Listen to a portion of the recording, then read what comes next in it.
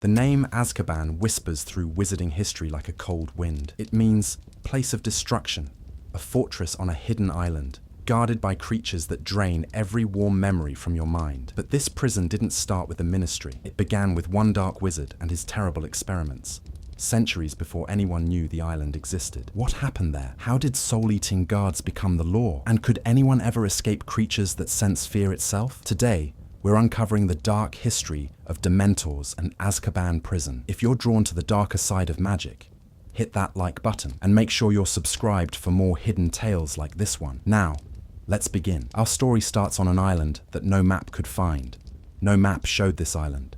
No sailor found it twice. Somewhere in the cold waters of the North Sea, hidden by magic older than memory, a patch of rock rose from the waves. The island measured perhaps a mile across at its widest point, a desolate place where nothing grew except the toughest seaweed clinging to the rocks below the tide line. Gulls circled overhead, crying warnings that no one could hear, their calls swallowed by the constant wind that swept across the water. The mist rolled thick around its shores every morning and evening, and the water stayed dark even when the sun climbed high overhead. The waves crashed against black stone cliffs that rose straight up from the sea, offering no gentle beaches, no safe harbors, nothing that would invite a ship to draw closer. No fishing boat stumbled upon it. No merchant vessel charted its location. Trading ships that should have passed nearby somehow always found themselves a few miles off course, their navigators puzzled by the discrepancy, but grateful to have avoided whatever invisible hazard their instincts warned them away from. The island existed in a pocket of the world that magic had sewn shut,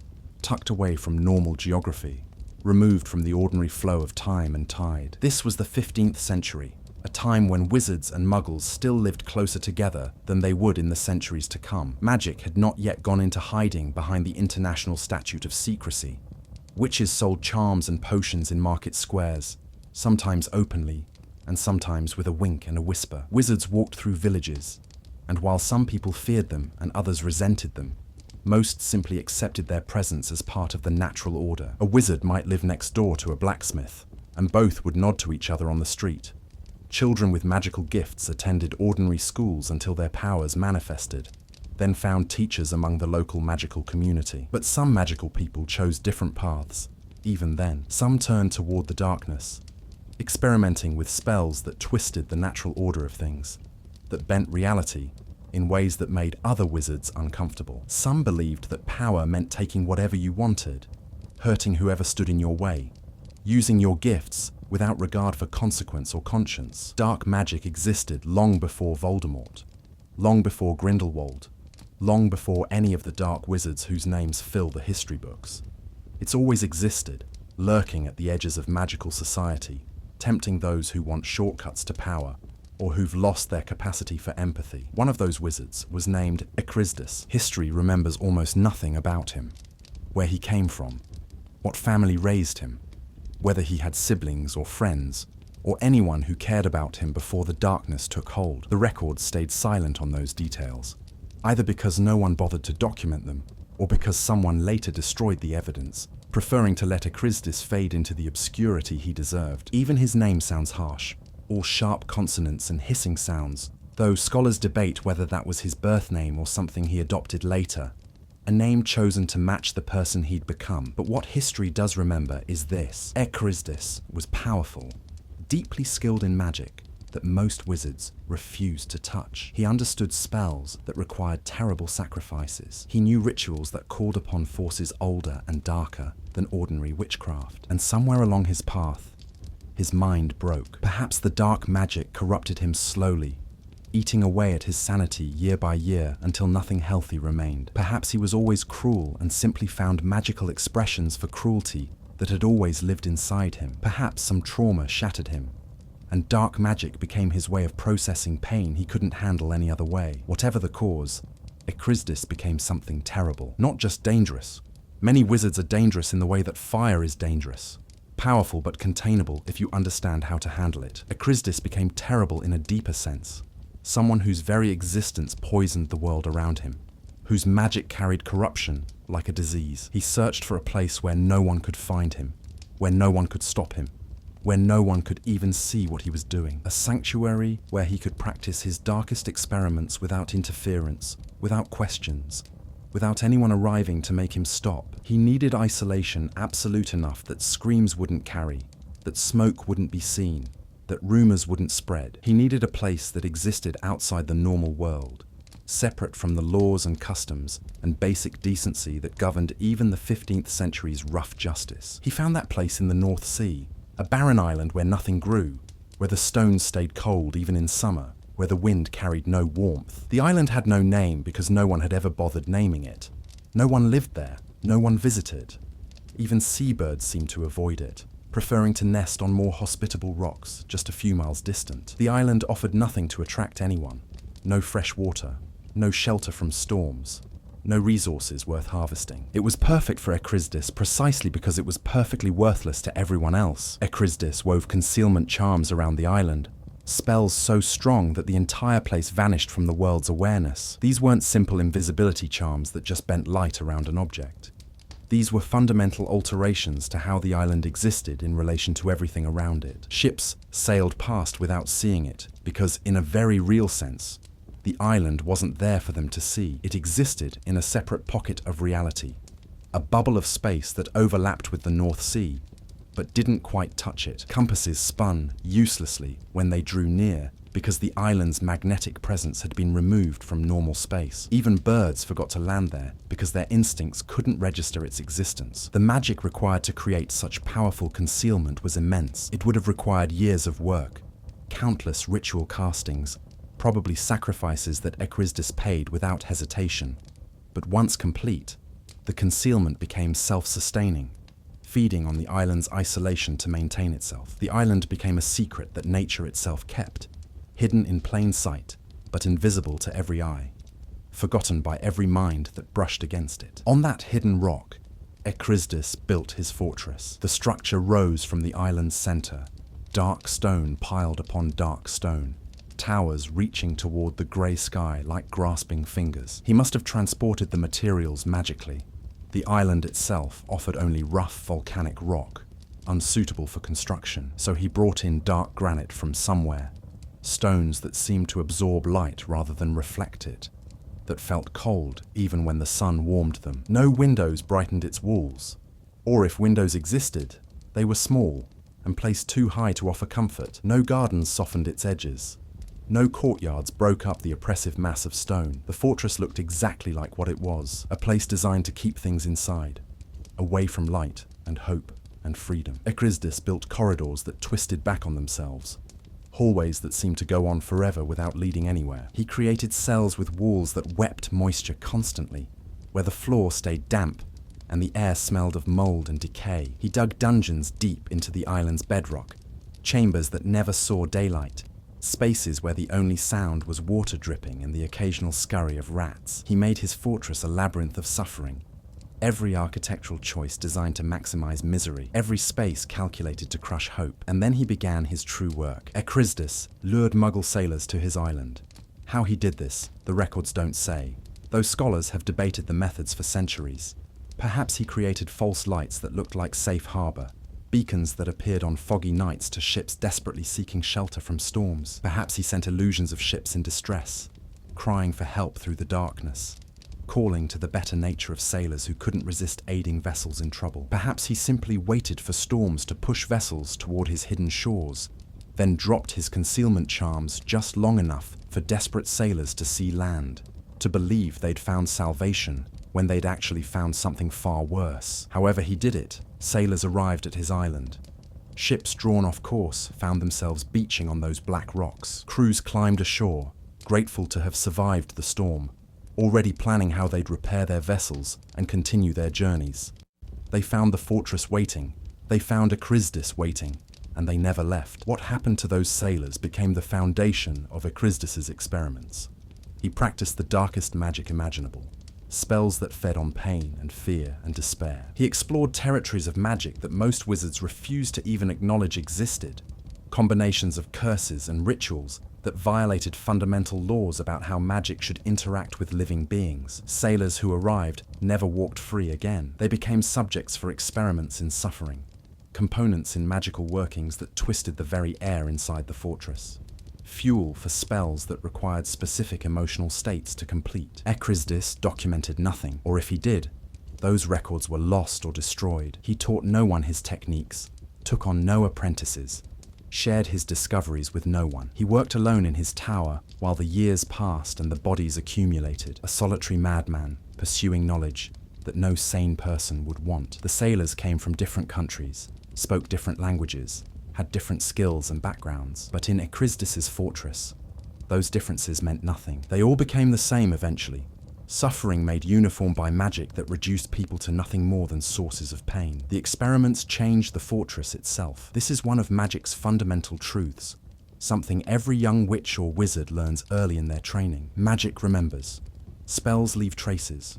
Intentions echo. Cast enough magic in one place, especially magic powered by intense emotion, and that place begins to hold the imprint of what happened there. A house where a family laughed together for generations feels warm even in winter. A battlefield where thousands died feels cold even in summer. Places remember what happened within their boundaries, and over time, that memory becomes part of the place's essential nature. And in that fortress, something new began to breathe. Magic isn't just energy that wizards command and then dismiss. It has memory, intention, almost a kind of awareness. It remembers the purposes it served, the emotions that fueled it, the consequences it created. When you cast a spell with love, a Patronus for example, or a protective charm meant to guard someone you care about, that love echoes in the magic itself. The spell carries warmth because warmth powered it. When you cast with hatred, that hatred lingers. The curse remembers the anger that created it, and that anger becomes part of its effect. Ecrizdis filled his fortress with centuries of the darkest magic,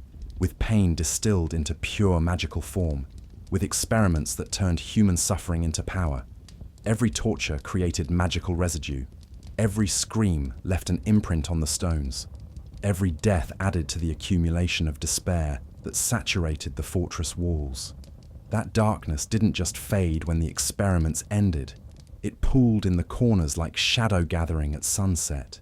It seeped into the stones like water into clay. It gathered in the deepest cells, in the places where the suffering had been most intense, where the concentration of agony reached levels that bent normal reality.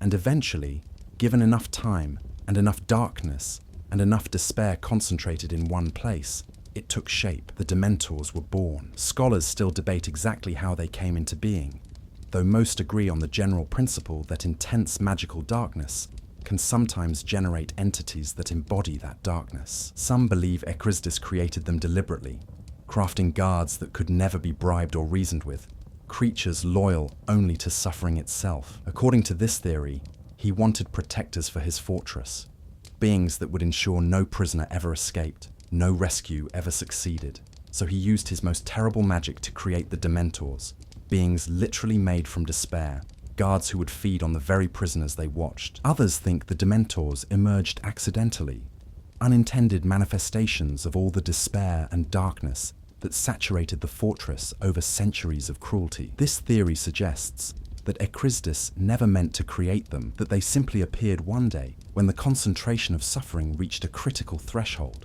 spontaneously generating from the magical environment he'd created. Like mold growing in damp conditions or crystals forming in saturated solutions, the Dementors crystallized out of pure, concentrated misery. A few scholars suggest they're a natural consequence of certain dark rituals, appearing wherever that particular combination of magic and suffering exists. According to this theory, Dementors exist elsewhere too, in other places where similar darkness gathered, and Ecrizdis simply created conditions that summoned them to his fortress. They were already waiting in some dark dimension, and his experiments opened a doorway that let them through. The truth probably died with Ecrizdis. He left no writings explaining the Dementors' origins, no journal entries describing their first appearance, no records at all. Perhaps he was too mad by then to keep records.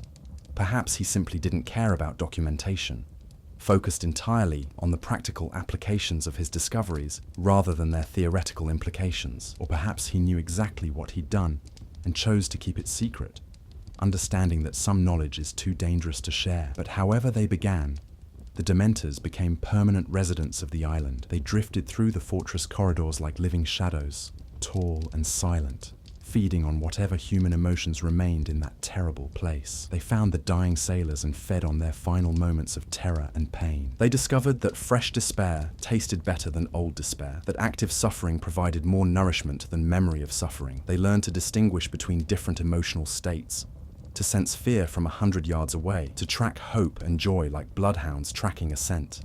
They grew stronger with each passing year, their numbers multiplying in the darkness. Dementors reproduce in conditions of concentrated despair, generating new Dementors wherever decay and hopelessness run deep enough. In Ecrisdis's fortress, conditions were perfect. The Dementors multiplied slowly but steadily, creating new guards to patrol the expanding population of misery. By the time Ecrisdis died, dozens of Dementors drifted through his fortress. By the time the Ministry discovered the island, hundreds had taken up residence. They became part of the fortress itself, as inseparable from it as the stones and shadows. The fortress had been built to contain suffering, and the Dementors had been born from that suffering. They belonged there in a way they would never belong anywhere else. The island was their home, their breeding ground, their perfect environment. Ecrisdis lived for a long time. Decades passed, maybe even a century or more. Dark magic sometimes extends life in twisted ways, keeping the body functioning long past its natural span, sustaining existence through means that healthy magic would reject. Some dark wizards have lived for centuries, their bodies preserved by spells that feed on stolen life, or that lock the wizard into a state of unchanging stasis. Whether Ecrisdis used such magic, no one knows. But he persisted far longer than a normal human lifespan would allow, continuing his experiments year after year, drawing new victims to his island, feeding the darkness he'd created. But even the darkest magic eventually fails. Even madness runs its course. Even unnaturally extended life must eventually end. One day, no one knows exactly when, but sometime in the early 17th century, based on when the concealment charms failed, Ecrisdis simply stopped existing. Whether he died of natural causes finally catching up with him, or whether his dark magic consumed him from within, or whether he faded away into some darker dimension that his experiments had opened, no one knows. He left no grave, no remains, no final record. He simply stopped being, and the fortress fell silent. When Ecrisdis faded away, the concealment charms did too, and the Ministry found what he left behind. The investigators walked out pale and silent, but the decision had already been made. The year was sometime after 1689, when the International Statute of Secrecy had recently forced all magical communities worldwide to hide from Muggle awareness. The statute represented a fundamental shift in how wizards interacted with the non-magical world. Before 1689, magical and non-magical people lived intermingled, aware of each other, interacting daily despite mutual suspicion and occasional violence. Witch hunts had grown more frequent and more brutal. Muggles had developed better weapons, more efficient methods of persecution. The magical community faced a choice: fight back openly, which would lead to war, or go into hiding, which would preserve peace at the cost of freedom. They chose hiding. The statute required every magical community in the world to conceal itself completely from Muggle awareness. Wizards could no longer perform magic where Muggles might see. Magical creatures had to be hidden or contained. Wizarding governments had to develop entirely separate infrastructures, separate hospitals, separate schools, separate economies, separate everything, all carefully hidden from the Muggle world. The transition was enormous and chaotic. The British Ministry of Magic, along with magical governments worldwide, suddenly needed facilities that could operate completely out of Muggle sight. They needed hospitals for magical injuries that couldn't be treated in Muggle facilities. They needed schools where young witches and wizards could learn without Muggle classmates noticing. And critically, they needed prisons where magical criminals could be held without any possibility of Muggles discovering them. This last requirement posed particular challenges. Ordinary prisons couldn't hold wizards. Magic made escape too easy. Binding a wizard's power required constant magical supervision, specialized cells designed to suppress magical ability, guards who understood magical threats, and all of this had to happen somewhere that no Muggle would ever accidentally discover, somewhere so isolated that even if a prisoner escaped, they'd have no chance of reaching the Muggle world before being recaptured. The Ministry had been debating solutions for years, when Acrisdis's concealment charms suddenly failed. The moment the charms collapsed, every magical map in Britain updated simultaneously. Suddenly, there was an island in the North Sea that every compass could find, a fortress that appeared on every enchanted chart, a location that pinged on every magical detection spell that monitored British territorial waters. Ministry officials noticed immediately. New magical signatures appearing out of nowhere always warrant investigation, especially large ones, especially ones that suggest permanent structures rather than temporary magic. Ships from the Department of Magical Law Enforcement sailed out within days. The first team consisted of experienced aurors, investigators trained to handle dangerous magical situations, curse breakers who specialized in dismantling dark magic, and a few historians who might recognize whatever they found. They expected to discover some forgotten magical community, perhaps a group of wizards who'd been living in isolation for generations, or maybe an abandoned fortress from some medieval conflict. What they found horrified them. The fortress reeked of dark magic, not just traces of old spells, or the faint residue that lingers in places where violence occurred. The entire structure radiated darkness like heat from a furnace, centuries of accumulated evil saturating every stone. The investigators walked through corridors where the walls seemed to breathe,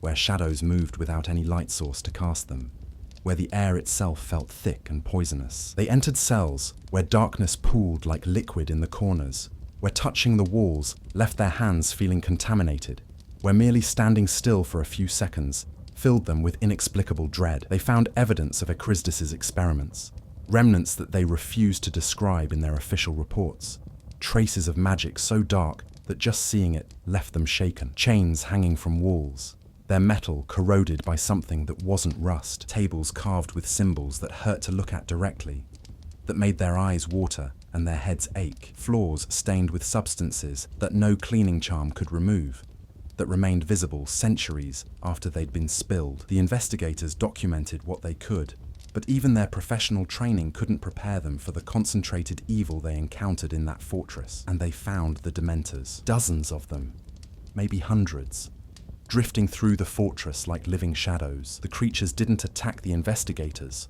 not yet, not immediately, but their mere presence drained warmth from the air. The ministry officials felt their happiness fade just from being near these beings, like watching color drain from a painting, leaving only grey behind. Their good memories grew dim and distant. The sound of their children's laughter seemed to come from very far away. The warmth of their homes became impossible to recall with any clarity. Cold seeped into their bones despite the summer weather outside, despite their warming charms, despite every effort to maintain their body heat. Some of the investigators broke down weeping, overcome by sudden grief that had no apparent cause. They stood in the corridors, crying for reasons they couldn't articulate, mourning losses they hadn't actually experienced, drowning in sadness that came from nowhere and everywhere at once. Others stood frozen, reliving their worst moments, childhood humiliations, adult failures, the death of a parent, the end of a relationship, every painful memory rising up with perfect, terrible clarity. One man had to be carried back to the ship, lost in some terrible memory he couldn't escape, his eyes vacant, his body limp, his mind trapped in the past while the Dementors fed on his despair. The team leader ordered everyone back to the boats immediately. They'd seen enough.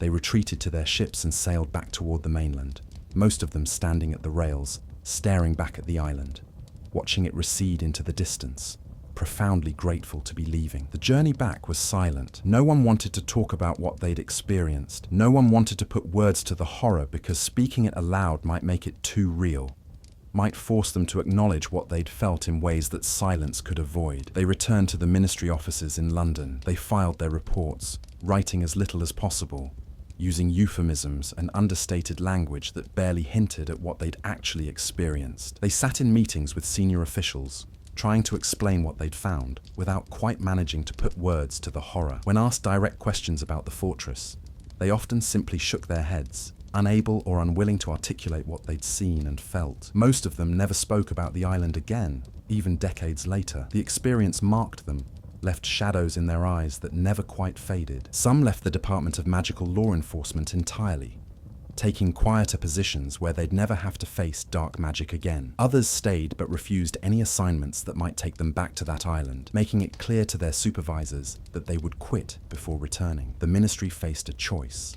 The International Statute of Secrecy created new security challenges that demanded immediate solutions. Wizarding criminals needed to be held somewhere that Muggles would never find, somewhere isolated and secure, somewhere that fulfilled the statute's requirements for complete separation from the non-magical world. The Ministry had been planning to build a new prison on a remote island, somewhere in the North Sea or perhaps the Atlantic, far from shipping lanes and fishing grounds, far from anywhere that Muggles might accidentally wander. Architectural plans existed, developed by the Department of Magical Law Enforcement, working with specialists in secure construction. The plans showed a modern facility designed specifically for this new era of secrecy. Cells that would suppress magic without being cruel, guard towers that would provide security without requiring inhumane conditions, administrative areas where prisoners could receive visitors and maintain some connection to the outside world. The design emphasized security, but also acknowledged basic humane principles. Prisoners would be held securely but treated fairly, isolated but not tortured. Locations had been scouted. Ministry surveyors had identified several potential sites, each evaluated for remoteness, accessibility, magical properties, weather patterns, and a dozen other factors. Cost estimates had been prepared. Some officials had already started purchasing the necessary materials: special stones that would suppress magical abilities, enchanted metals for the bars, woods that wouldn't succumb to magical decay. But building this new prison would be expensive, enormously expensive. The Ministry was already overstretched financially from implementing all the other changes the statute required. They'd built new offices hidden from Muggle awareness. They'd established the Obliviator Corps to handle memory modifications. They'd created entire new departments to monitor Muggle magical interactions. They'd funded countless initiatives to hide magical communities throughout Britain. The budget was strained to its limit, and many officials worried about adding another massive expense. And building the prison would take years. The magical construction required wouldn't be rushed. Each cell would need individual warding. Every wall would require specialized treatment. The isolation charms alone would take months to properly establish. Best estimates suggested 5 years minimum before the facility would be ready, possibly longer if complications arose. And during those 5 years, where would criminals go? The old ad hoc solutions, holding prisoners in the Department of Magical Law Enforcement cells, or sending them to makeshift facilities, weren't sufficient anymore. The statute required proper, permanent solutions, and here was an alternative, ready-made and free. The fortress already existed. Someone else had already paid the construction costs, already done the work, already created a facility that could hold prisoners. It was already hidden from Muggle eyes, concealed by location. Even though Echrisdis's active concealment charms had failed, the island sat far out in the North Sea, where no Muggle ship would ever naturally sail, where storms and currents made accidental discovery nearly impossible. It was already impossibly secure.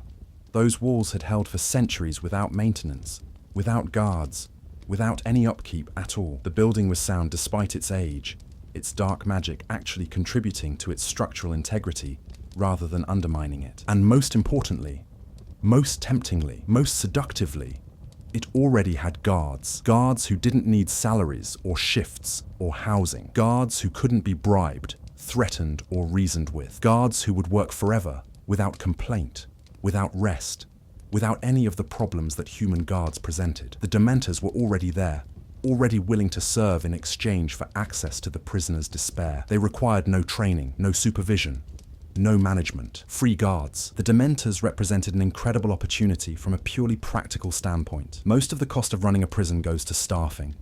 Guards need salaries, benefits, housing, food, rotation schedules. They get tired, make mistakes, can be corrupted. They have families and lives and limits to how long they can work in difficult conditions. Staffing a prison in the North Sea, far from the mainland, where guards would need to live on site for weeks or months at a time, would require extraordinary expense and constant recruitment as guards quit from the isolation and difficulty. The Dementors solved all those problems. They didn't need payment. They didn't need time off. They didn't need housing beyond the fortress itself.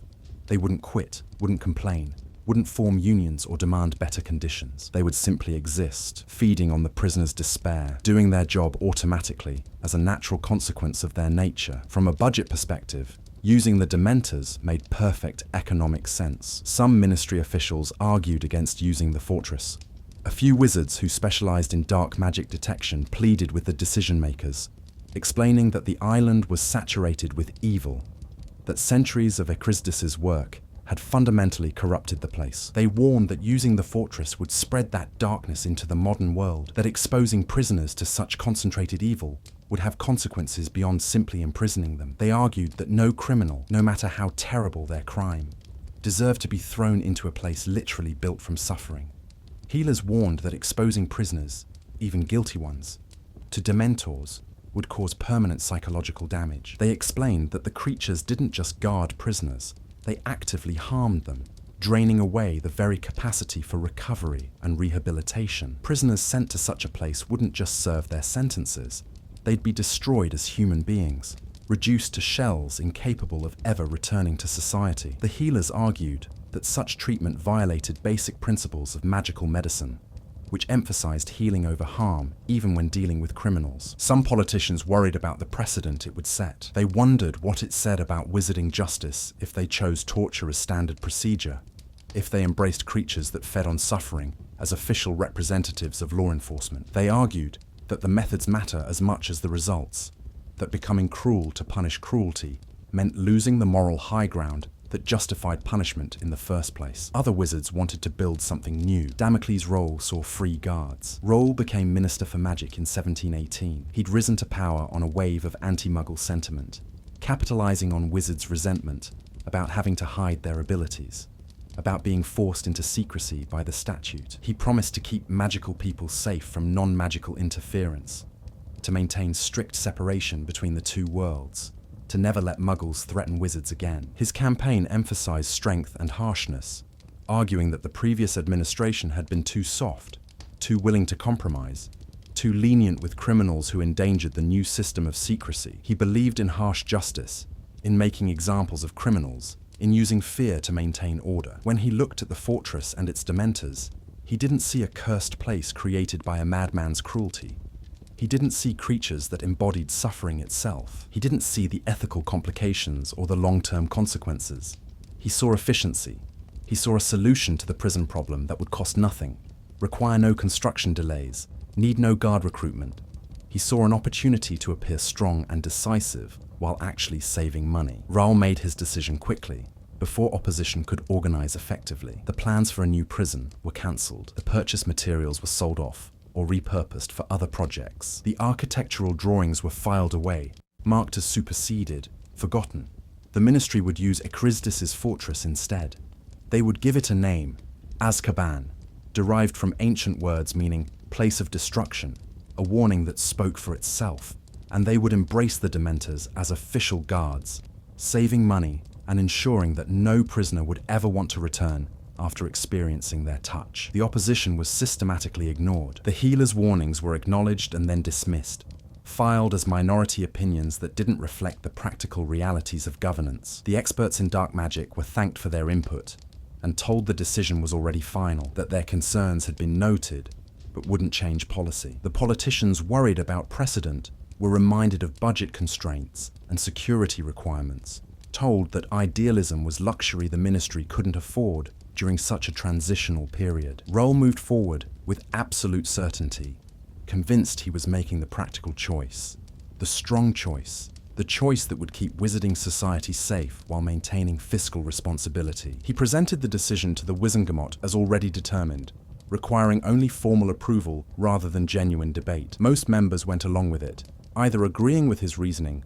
or unwilling to fight a popular minister at the height of his power. He told the Wizengamot that prisoners sent to Azkaban would face justice appropriate to their crimes, that the severity of the conditions would serve as both punishment and deterrent. He promised that only the worst criminals would be sent there, murderers, practitioners of the darkest magic, traitors who'd endangered the entire wizarding community. He assured everyone that petty offenders would still be held in more humane facilities on the mainland, that Azkaban would be reserved for cases that truly warranted such harsh measures. He promised that the ministry would maintain oversight, that conditions would be monitored regularly, that reforms could always be implemented if problems arose. He painted a picture of controlled severity, of harsh but just punishment, of an institution that would serve society while respecting fundamental limits. Almost none of that turned out to be true. The promises about limiting Azkaban to the worst criminals eroded almost immediately. Within decades, the fortress held not just murderers and dark wizards, but people convicted of much lesser crimes: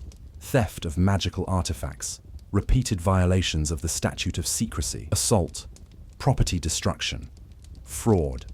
The threshold for an Azkaban sentence kept dropping as the Ministry found the fortress convenient, as judges grew comfortable sending more and more people to the prison that required no staffing costs, no maintenance, no oversight. The promised monitoring never materialized. Ministry officials visited occasionally, usually just long enough to verify that prisoners remained secured and hadn't escaped. They rarely entered the cells. They never spoke to prisoners about their treatment. They never evaluated whether the punishment fit the crimes. They simply counted bodies, confirmed the Dementors were still present, and returned to London satisfied that the system was functioning as intended. The possibility of reform was mentioned repeatedly over the centuries, but never seriously pursued. A few officials periodically raised concerns about conditions, but the inertia of established practice proved too strong. The fortress worked in the narrow sense that prisoners stayed imprisoned and costs stayed low. Those practical successes overrode any ethical concerns about whether the punishment was proportionate or humane. And so, the first prisoners arrived on boats through the mist, never to return the same. The boats carried them across grey water under greyer skies. The journey took hours, long enough for the reality to sink in, but not long enough to allow acceptance. Most prisoners spent the crossing in silence, watching the fortress grow larger on the horizon, feeling the cold intensify with every mile they traveled. The temperature dropped gradually but noticeably as they approached, as if the island created its own climate zone, a bubble of cold that extended miles beyond its shores. Some prisoners wept quietly, some raged against their chains, screaming protests that the guards ignored, insisting they were innocent, or that their sentences were unjust, or that someone would come to rescue them. A few sat perfectly still, as if hoping that staying motionless might somehow stop what was coming, might freeze time before they actually reached the fortress. When the boats reached the island, they found no dock, no harbour, no safe landing. The prisoners climbed stone steps worn smooth by centuries of use, steps cut directly into the cliff face, slippery with spray and treacherous in any weather. Chains made the climb harder, forcing prisoners to take small, careful steps, always aware that falling meant plunging into the North Sea to drown in the freezing water. Guards prodded them upward with wands, sometimes helping the elderly or infirm, but mostly just hurrying everyone along. They walked through gates that groaned shut behind them with terrible finality. The sound of those gates closing became a last memory of freedom for many prisoners, the final reminder that the world they'd known had been left on the far side of that threshold. Inside, they entered corridors, where the light died before reaching the floor, where torches burned but seemed to provide no warmth, where every sound echoed in ways that made speech impossible, because you couldn't tell if the voice you heard came from someone standing next to you or from something far away. And they met their guards. The Dementors glided forward from the shadows, tall and terrible, wrapped in rotting cloaks that seemed to absorb all warmth and light. They moved without walking, floating just above the floor, their passage silent, except for the rattling breath that emerged from beneath their hoods. The prisoners felt their happiness drain away like water through cupped hands, like warmth bleeding from a body too quickly to stop. Good memories faded to grey, then vanished entirely, becoming unreachable even when the prisoners tried desperately to hold on to them. What remained were only the worst moments of their lives, playing over and over in their minds, every loss, every failure, every moment of pain or shame or grief. The cold settled into their bones, deeper than temperature, colder than ice. Despair became the only emotion left, filling the space where hope and joy and love had existed just moments before. This was where they would stay. This was their sentence. This was justice as the Ministry defined it. And so the Ministry sent its first prisoners through the mist. But what were they sending them into? What are Dementors truly? Imagine every warm memory draining away like water through your fingers. The Dementors stand about 10 feet tall, though it's hard to be certain because they rarely stay still, and their height seems to vary slightly depending on how they're positioned. They wear long, hooded cloaks that seem to be made from the fabric of decay itself, tattered and rotting, dripping with moisture that might be water or might be something worse. The cloaks hang loose and shapeless, occasionally revealing glimpses of what's underneath. Skin the color of decay, grey-green like meat left too long in the sun, stretched too tight over bones that push up through the surface. Their hands look skeletal, fingers too long with too many joints bending in slightly wrong directions, covered in that same dead-looking skin that glistens with slime when light hits it. Their faces hide beneath their hoods most of the time, and prisoners learn quickly that this mercy is something to be grateful for. But sometimes, during the worst moments, during feedings or punishments or the kiss, the hood falls back. Where eyes should be, there are only empty sockets, holes that seem to go back forever into nothing, darkness that suggests an absence of everything rather than simply an absence of eyes. Where a nose should be, there's barely a memory of one, collapsed and rotted away. Just two slits that pull air in with that terrible rattling breath, and the mouth is just a hole, gaping and formless, surrounded by that same sickly skin. When a Dementor prepares to feed, that mouth opens wider, an emptiness that seems to pull at everything around it, a void that wants to swallow the world. But Dementors don't see the way we do. They have no eyes to look through, no sense of sight as humans understand it. Instead, they sense emotions directly, feeling the presence of human feelings the way a shark smells blood in water from miles away, the way a moth senses pheromones on the wind. They feel the presence of happy emotions, joy, contentment, love, hope, excitement, like heat lamps burning in darkness. They can detect someone feeling happy from hundreds of yards away, sensing the emotional signature long before they get close enough to see the person's body. They drift toward happiness, like moths toward flame, drawn to positive emotions with a hunger that never ends, that can never be satisfied, because feeding doesn't fill them. It just makes them stronger and hungrier. They know where you are not because they see you, but because they feel your hopes, your joy, your love. They sense the warmth inside you, the light that makes you human, and that warmth draws them like iron to a magnet, and then they drain those feelings away. When a Dementor comes near, the air turns cold, not just chilly, deeply, impossibly cold, the kind of cold that has nothing to do with temperature and everything to do with the absence of warmth itself. Your breath fogs even on a summer day. Your fingers go numb even through gloves. Frost forms on nearby surfaces even indoors. But worse than the physical cold is the emotional cold that follows immediately afterward. Your happy memories start to fade like photographs left too long in sunlight. The sound of a friend's laugh becomes distant and muffled. The warmth of a hug dissolves like sugar in water. The comfort of home slips away like a dream upon waking, leaving you grasping at details you can no longer quite recall. Everything good drains out of you, leaving only the terrible memories behind. And those terrible memories become overwhelming, consuming, inescapable. Every bad thing that ever happened to you rushes forward at once, demanding attention, insisting on being relived. Every loss, the death of a parent, the end of a friendship, a beloved pet dying, moving away from a childhood home, comes back with perfect, terrible clarity. Every failure replays itself. The job you didn't get, the test you failed, the person you disappointed, the opportunity you wasted. Every moment of fear or pain or helplessness floods back as if it's happening again right now, as if no time has passed at all, as if you're living through it all over again. You relive your worst experiences with perfect clarity, feeling every awful emotion again and again in a loop that won't stop. And you believe, truly, completely believe, that you'll never feel happiness again, that this darkness is all that exists, that hope itself was always an illusion. The despair becomes total. It's not just sadness or depression in the ordinary sense. It's the absolute certainty that nothing will ever be good again, that suffering is permanent and joy was always temporary, that you're trapped in this darkness forever, and death would be a mercy. This is how Dementors feed. They consume positive emotions like food, draining them from nearby humans and leaving behind emptiness and despair. The more they feed, the stronger they become, and the more they multiply. A well-fed Dementor grows more solid, more substantial, more capable of draining emotions from greater distances. A Dementor that hasn't fed in a while becomes almost translucent, weaker, less effective at sensing prey, because Dementors reproduce like fungus, thriving in places where decay and despair run deep. They don't mate or give birth the way animals do.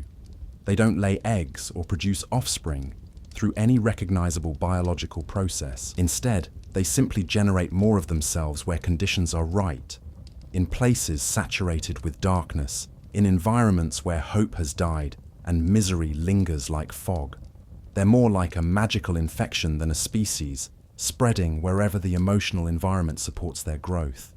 Azkaban gave them perfect conditions, with so much misery concentrated in one fortress, with hundreds of prisoners drowning in despair day after day, year after year.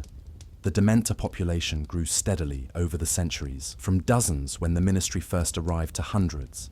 By the time Harry Potter attended Hogwarts, an army of despair guarding an island of sorrow. Each prisoner represented a renewable resource of negative emotions, a feeding ground that would last for years or decades as long as the prisoner survived. Only one charm can hold them back, and most wizards never learn it.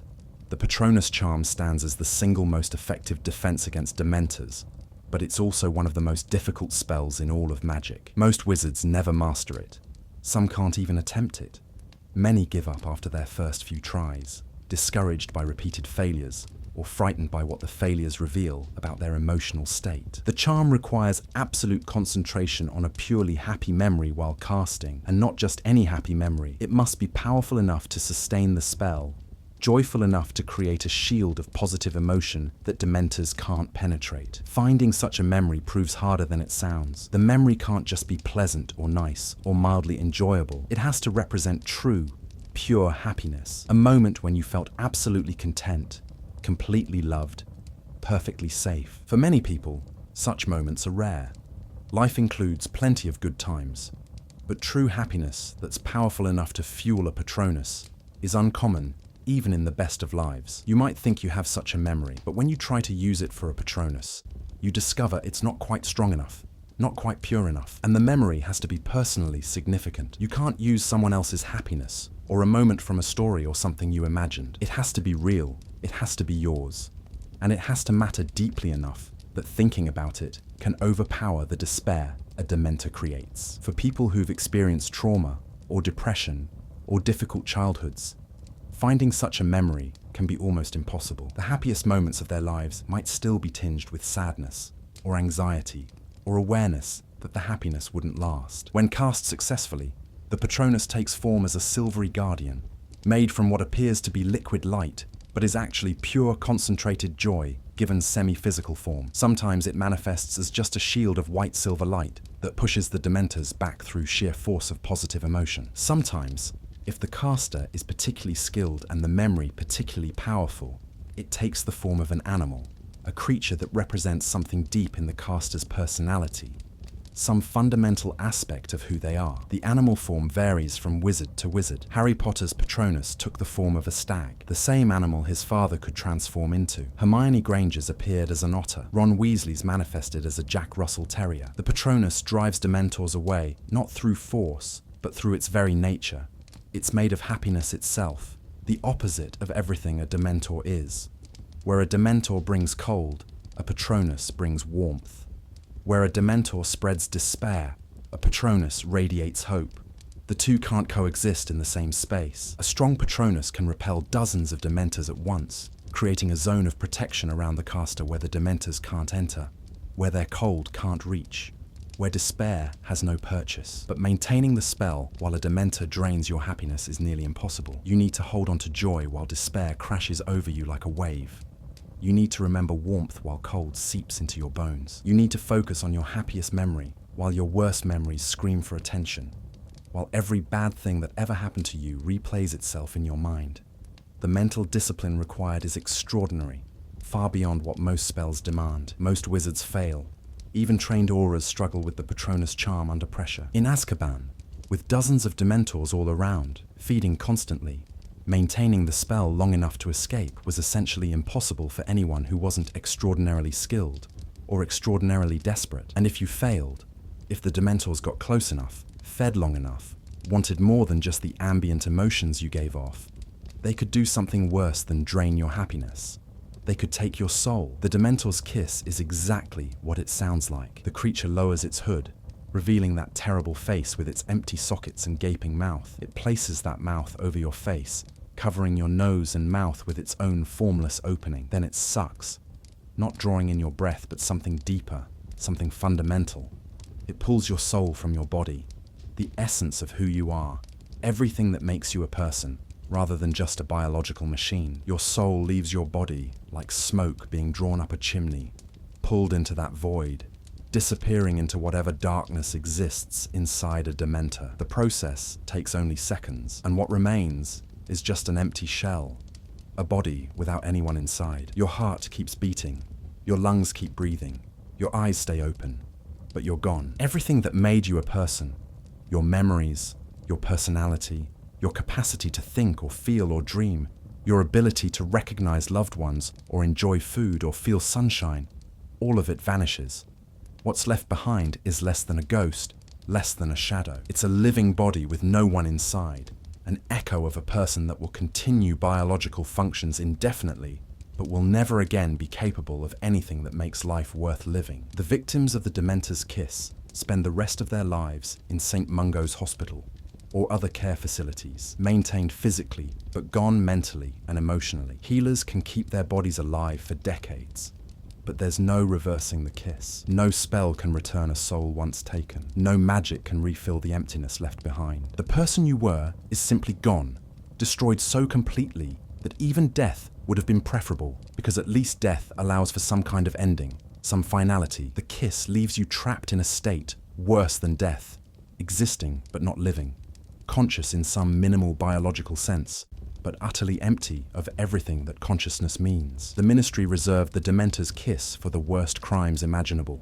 treason, mass murder, using the darkest magic against innocence. But the fact that they reserved it at all shows how far wizarding justice had fallen. They'd embraced creatures that literally fed on human misery. They'd made soul-sucking monsters into official guards. They'd built their entire prison system around the idea that some suffering was acceptable, even useful, even deserved. They'd created a punishment literally worse than death and then codified it in law, made it official policy, treated it as a legitimate tool of justice. Even Muggles can sense Dementors, though they can't see them. Non-magical people feel the cold, the despair, the draining of happiness. They experience the terrible memories and the crushing hopelessness, but they can't understand what's causing it. They lack the magical senses that would allow them to perceive the Dementor's forms. To them, it feels like the worst depression imaginable descending out of nowhere, like the world has suddenly lost all color and meaning, like someone has reached into their chest and switched off whatever makes life feel worth living. Some Muggles who encounter Dementors never fully recover,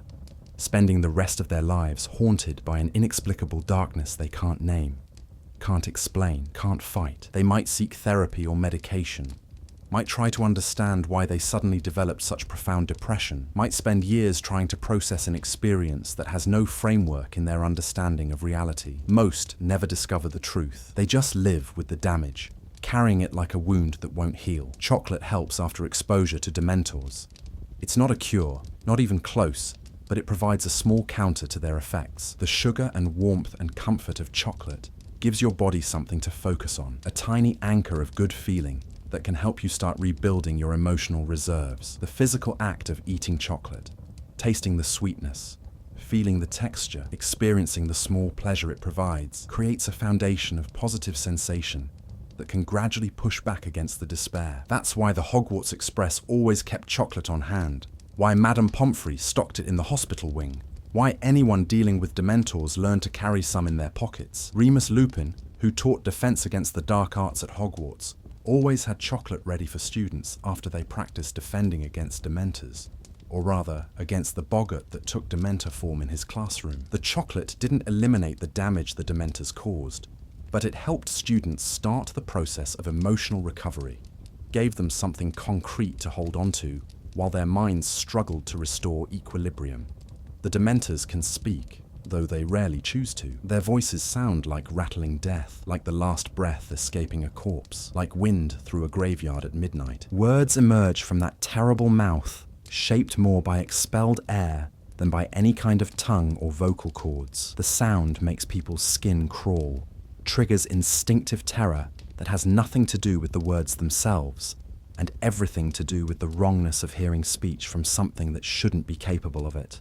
Guards overheard them reporting to Cornelius Fudge, the Minister for Magic, about what Sirius Black muttered in his sleep. Sirius spent years muttering, "He's at Hogwarts," over and over, referring to Peter Pettigrew, though Fudge misunderstood and thought Sirius meant he wanted to attack Harry Potter. The fact that Dementors could understand human speech, could remember what they heard, could report it to authorities, proved they're intelligent enough to communicate when they choose to. They understand orders, can follow complex instructions, can make decisions about when to feed and when to show restraint. They're not mindless animals. They're thinking beings who choose to feed on human suffering, who could refuse but don't, who could leave but stay because the feeding is too good. That makes them worse in some ways than simple monsters. Monsters act according to instinct, driven by needs they can't control.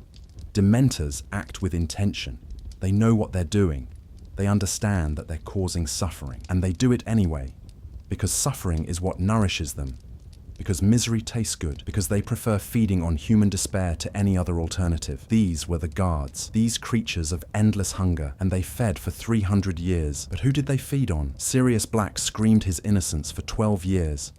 No one listened. Imagine being 22 years old when they take you to Azkaban. 22, barely out of school, still figuring out who you are and what you want from life. Imagine having fought in a war, having lost friends to violence, having watched your world tear itself apart around you. Imagine surviving that war, breathing a sigh of relief when it finally ends, hoping you can start rebuilding your life and maybe find some peace. And then imagine being arrested for the worst crime imaginable, betraying your best friends to their deaths, murdering 13 people, serving the darkest wizard in history. Imagine knowing with absolute certainty that you didn't commit these crimes, knowing that you were framed, knowing that the real criminal walked free while you got dragged into a cell. Imagine screaming that truth until your voice goes hoarse. Imagine explaining, pleading, begging anyone who'll listen to check the evidence again, to question the witnesses more carefully, to just listen to your side of the story. And imagine no one believing you, not one person,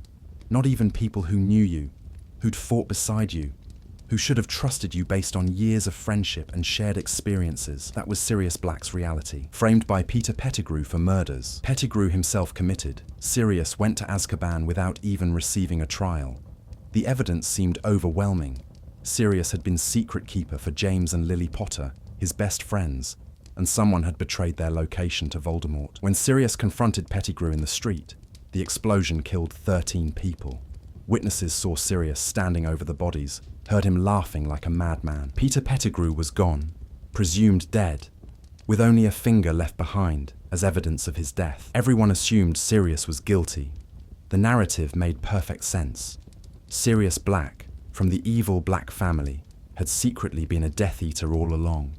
He'd fooled everyone, pretended to be on the good side while actually serving Voldemort. He'd betrayed his friends for power or money or dark magic. The fact that he came from a family of dark wizards made people willing to believe he'd turned bad despite years of evidence to the contrary. Even people who'd known him, who'd fought beside him in the Order of the Phoenix, found themselves wondering if they'd ever really known him at all. The trial that should have revealed the truth never happened. Bartemius Crouch Sr., then head of the Department of Magical Law Enforcement, sent Sirius straight to Azkaban without bothering with a trial. Crouch was in a ruthless mood, having given Auras permission to use unforgivable curses and sending suspects to prison without proper legal process. He believed speed mattered more than procedure, that winning the war against Voldemort's followers required sacrificing niceties like trials and due process. When he looked at the evidence against Sirius, Crouch saw a clear case.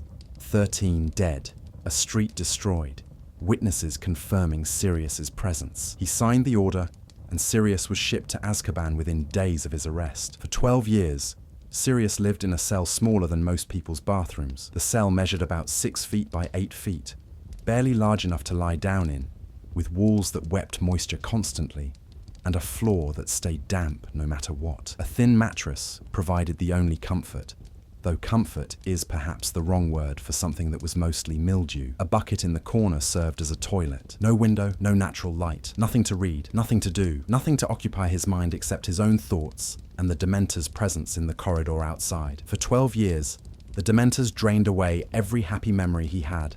His school days at Hogwarts, his friendship with James and Remus and Peter, his freedom on his motorcycle, his transformation into a dog under the full moons, his time with the Order, fighting Voldemort. The joy leaked out of those memories until they became pale shadows of themselves. He could remember events but not feelings, could recall facts but not emotions. His memories became like old photographs that have faded so much you can barely make out the images, like films with the color drained away, leaving only grey. The Dementors forced him to relive his worst moments instead. The night James and Lily died, the street explosion, Peter's betrayal, the screaming. Over and over, those memories played in his mind with perfect clarity. He heard Lily's voice pleading for Harry's life. He saw James's body on the floor. He felt Peter's rat form slipping through his fingers.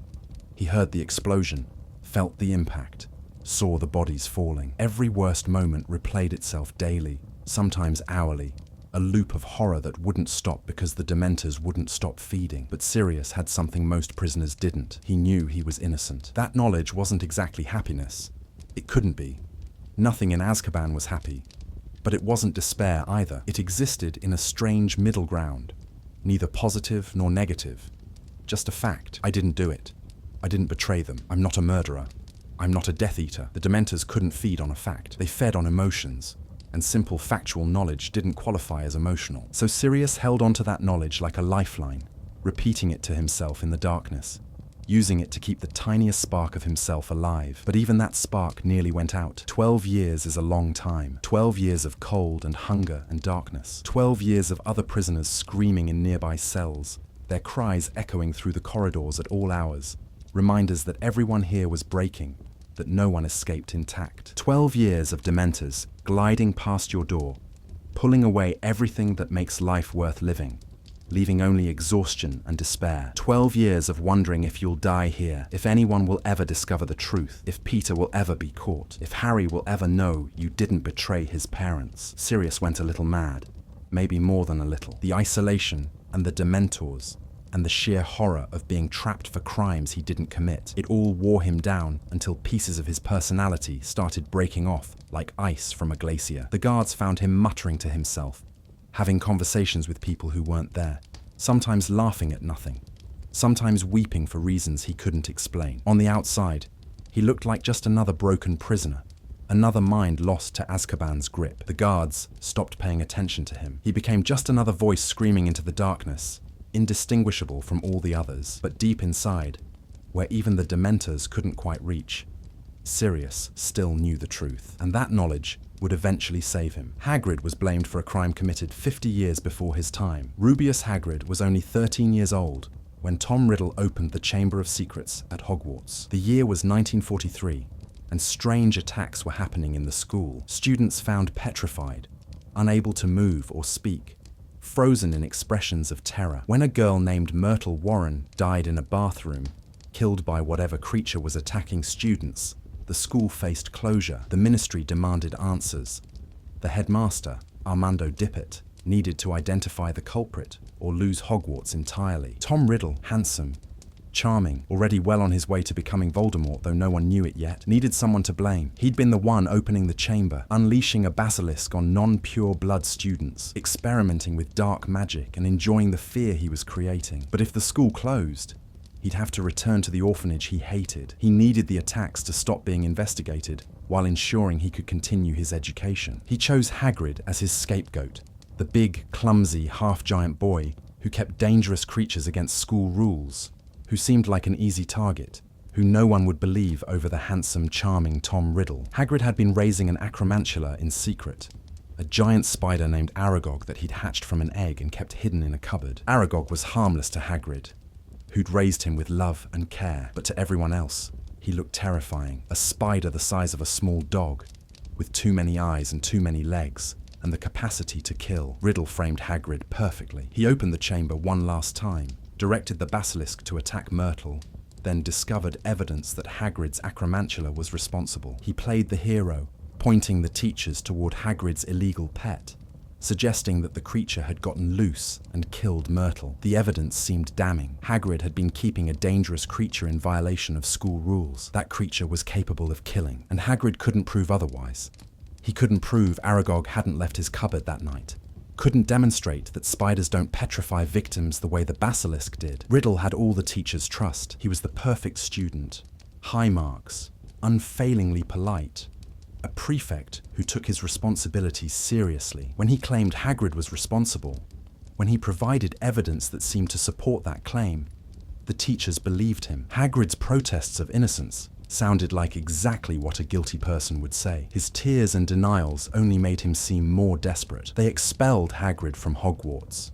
They snapped his wand in half, ending his magical education forever. Being expelled with a snapped wand meant Hagrid would never legally be allowed to use magic again, would never take his newts, would never qualify for most jobs in the wizarding world. At 13, his future was destroyed. Dumbledore, then just a professor, not yet headmaster, believed Hagrid was innocent, but he couldn't prove it. He couldn't overturn the decision. The best he could do was give Hagrid a job as gamekeeper, keeping him close to Hogwarts, protecting him as much as possible from a world that would treat a half-giant with a criminal record as something to fear. 50 years later, the chamber opened again. Harry Potter's second year at Hogwarts brought new attacks, new petrifications, new fear spreading through the school. The Ministry panicked, desperate to appear in control, desperate to show they were doing something to protect the students. They needed someone to arrest, someone to blame, someone to demonstrate they were taking action.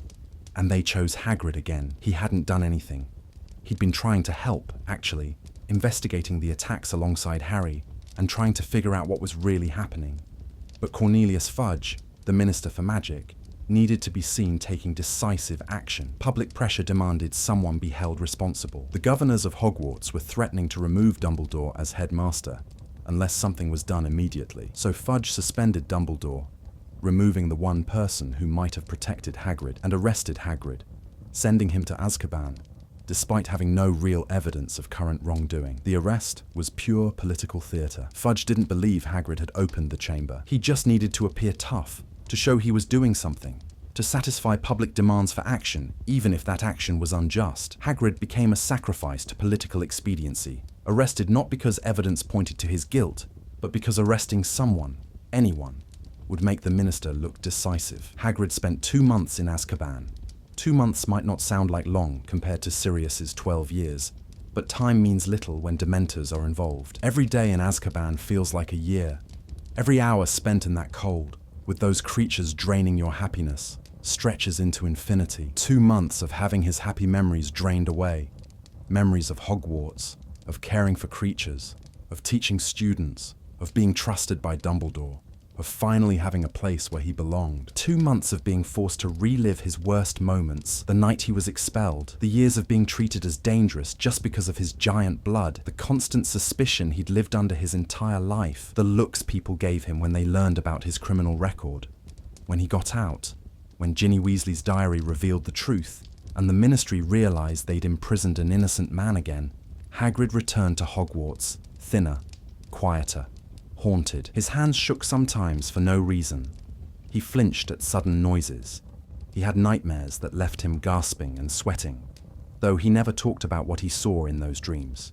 He recovered eventually. Hagrid was strong, emotionally and physically, and he had friends who supported him, but the experience marked him permanently. He understood, in a way most people never would, exactly what Azkaban did to a person. He knew what it felt like to have your happiness drained away, to relive your worst memories on loop, to be trapped in a place where hope goes to die. The Crouch family destroyed itself through Azkaban's cells. Bartemius Crouch Sr. served as head of the Department of Magical Law Enforcement during the First Wizarding War, and he was absolutely ruthless in ways that seemed justified at the time, but looked darker in retrospect. He gave Auras permission to use unforgivable curses on suspects, arguing that fighting darkness required embracing some darkness yourself, that you couldn't win a war by being gentle. He sent people to Azkaban without trials, bypassing legal protections in the name of efficiency and security. He believed that only the harshest justice could defeat Voldemort's forces, and he was willing to sacrifice anything, including mercy, including due process, including his own humanity, to win. The public loved him for it. During the height of the war, when Death Eaters were attacking at random, when no one felt safe, when every day brought news of new murders and disappearances, Crouch's harsh approach felt like strength. People wanted someone willing to fight back hard, someone who wouldn't hesitate, someone who put victory above everything else. Crouch became popular precisely because he was ruthless, because he seemed strong enough to do what needed doing without flinching. Then, his own son got caught. Barty Crouch Jr. was arrested alongside Bellatrix Lestrange, her husband Rodolphus's brother Rabastan, and another Death Eater, for torturing Frank and Alice Longbottom into permanent insanity. The Longbottoms had been aurors, brave and capable, parents to a young son named Neville, who was just a year old when it happened. They'd fought against Voldemort throughout the war, survived countless battles, helped capture dozens of Death Eaters. Everyone expected them to be heroes in the peace that followed, leaders who would help rebuild the society they'd defended. But after Voldemort fell, after everyone thought the war was over, after people started trying to return to normal life, Death Eaters came looking for their master. They couldn't accept that Voldemort was gone. They needed to believe he'd return, needed to find him, needed to serve him again, because serving him was all they had left. The Longbottoms seemed like they might know something. They'd been at the forefront of fighting Voldemort. Surely they knew where he'd gone. So the Death Eaters captured them, tied them up, used the Cruciatus curse on them for hours, trying to torture information out of them about where Voldemort had gone, how to find him, how to bring him back. Frank and Alice didn't break under torture. They couldn't give information they didn't have, but their minds broke instead. The prolonged exposure to the Cruciatus curse, cast again and again by multiple attackers, shattered their sanity beyond any healer's ability to repair. The curse destroyed them from the inside. It didn't leave physical marks. The Cruciatus curse is specifically designed to cause pure pain without damaging the body, to allow torture to continue indefinitely without killing the victim. But the mind can only endure so much agony before it breaks. Alice and Frank's minds simply gave up, retreating into places where the pain couldn't follow, disconnecting from reality entirely as a form of self-protection. They couldn't recognize their son, couldn't speak coherently, couldn't remember who they'd been. The curse left them as permanent shells, aware but empty, forever lost in whatever hell the torture had created inside their heads. They would spend the rest of their lives in St. Mungo's hospital, existing but not living, breathing but not truly conscious, trapped in a state that was somehow worse than death, because at least death offered finality. The trial became infamous throughout Wizarding Britain. Everyone attended or read about it in the papers. The courtroom was packed with people desperate to see justice served, to watch the Death Eaters who'd destroyed the Longbottoms face punishment. Barty Crouch Jr. had been his father's pride before this, a young man with a bright future, someone everyone expected to achieve great things, to follow in his father's footsteps into the ministry. Seeing him in chains, accused of such terrible crimes, shocked the entire Wizarding world. People whispered about it for months. How could Barty Crouch Sr., his own son, be a Death Eater? How could someone raised with every advantage, every opportunity, every reason to embrace the light, have turned so completely to darkness? When the trial began, young Barty pleaded for mercy. He cried genuine tears, not the cold tears of crocodile regret, but desperate, terrified tears of someone facing absolute destruction. He protested his innocence, insisted he hadn't participated in the torture, claimed he'd only been there but hadn't actually cast any curses. He begged his father to believe him, to help him, to save him, to please not send him to that terrible place. His voice broke. He reached out toward his father with shaking hands. He looked like a frightened teenager, which is essentially what he was. 19 years old, barely an adult, facing life imprisonment in Azkaban. His father showed no mercy. Bartemius Crouch Sr. presided over his own son's trial. He could have recused himself, could have stepped aside and let someone else handle the case, given his obvious conflict of interest. But he chose to preside, perhaps believing he needed to demonstrate that his principles meant more than his family, that he would apply the same harsh justice to his own blood that he'd applied to everyone else. He sentenced the boy to Azkaban with the same cold efficiency he'd shown every other Death Eater. He showed no favoritism, no compassion, no hesitation. Whether Barty Jr. was truly guilty or just in the wrong place with the wrong people, whether he'd actually cast the Cruciatus curse or just stood by while others did, Crouch Sr. didn't seem to care. His son went to Azkaban, sentenced by his own father, his pleas for mercy ignored by the one person who should have protected him. The public praised Crouch Sr. for his strength, his integrity, his willingness to put justice above family. Newspapers called him a hero for sacrificing his son to his principles, but something broke in him that day. After the trial, Crouch Sr. changed.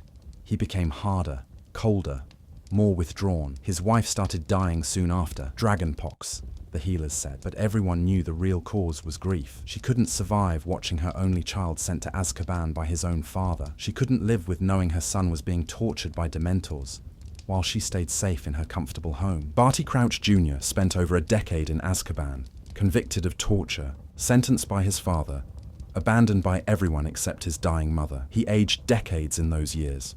The Dementors fed on him relentlessly, draining away everything that made him human, leaving behind something hollow and broken and desperate. His tears dried up eventually.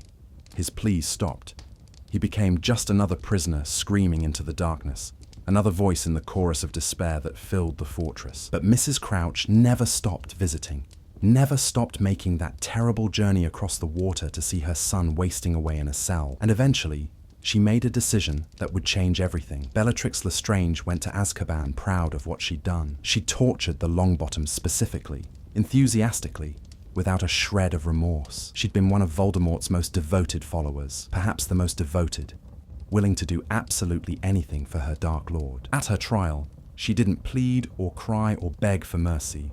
She stood tall, proud, defiant. When they sentenced her to life imprisonment, she smiled. She told the court she'd do it again.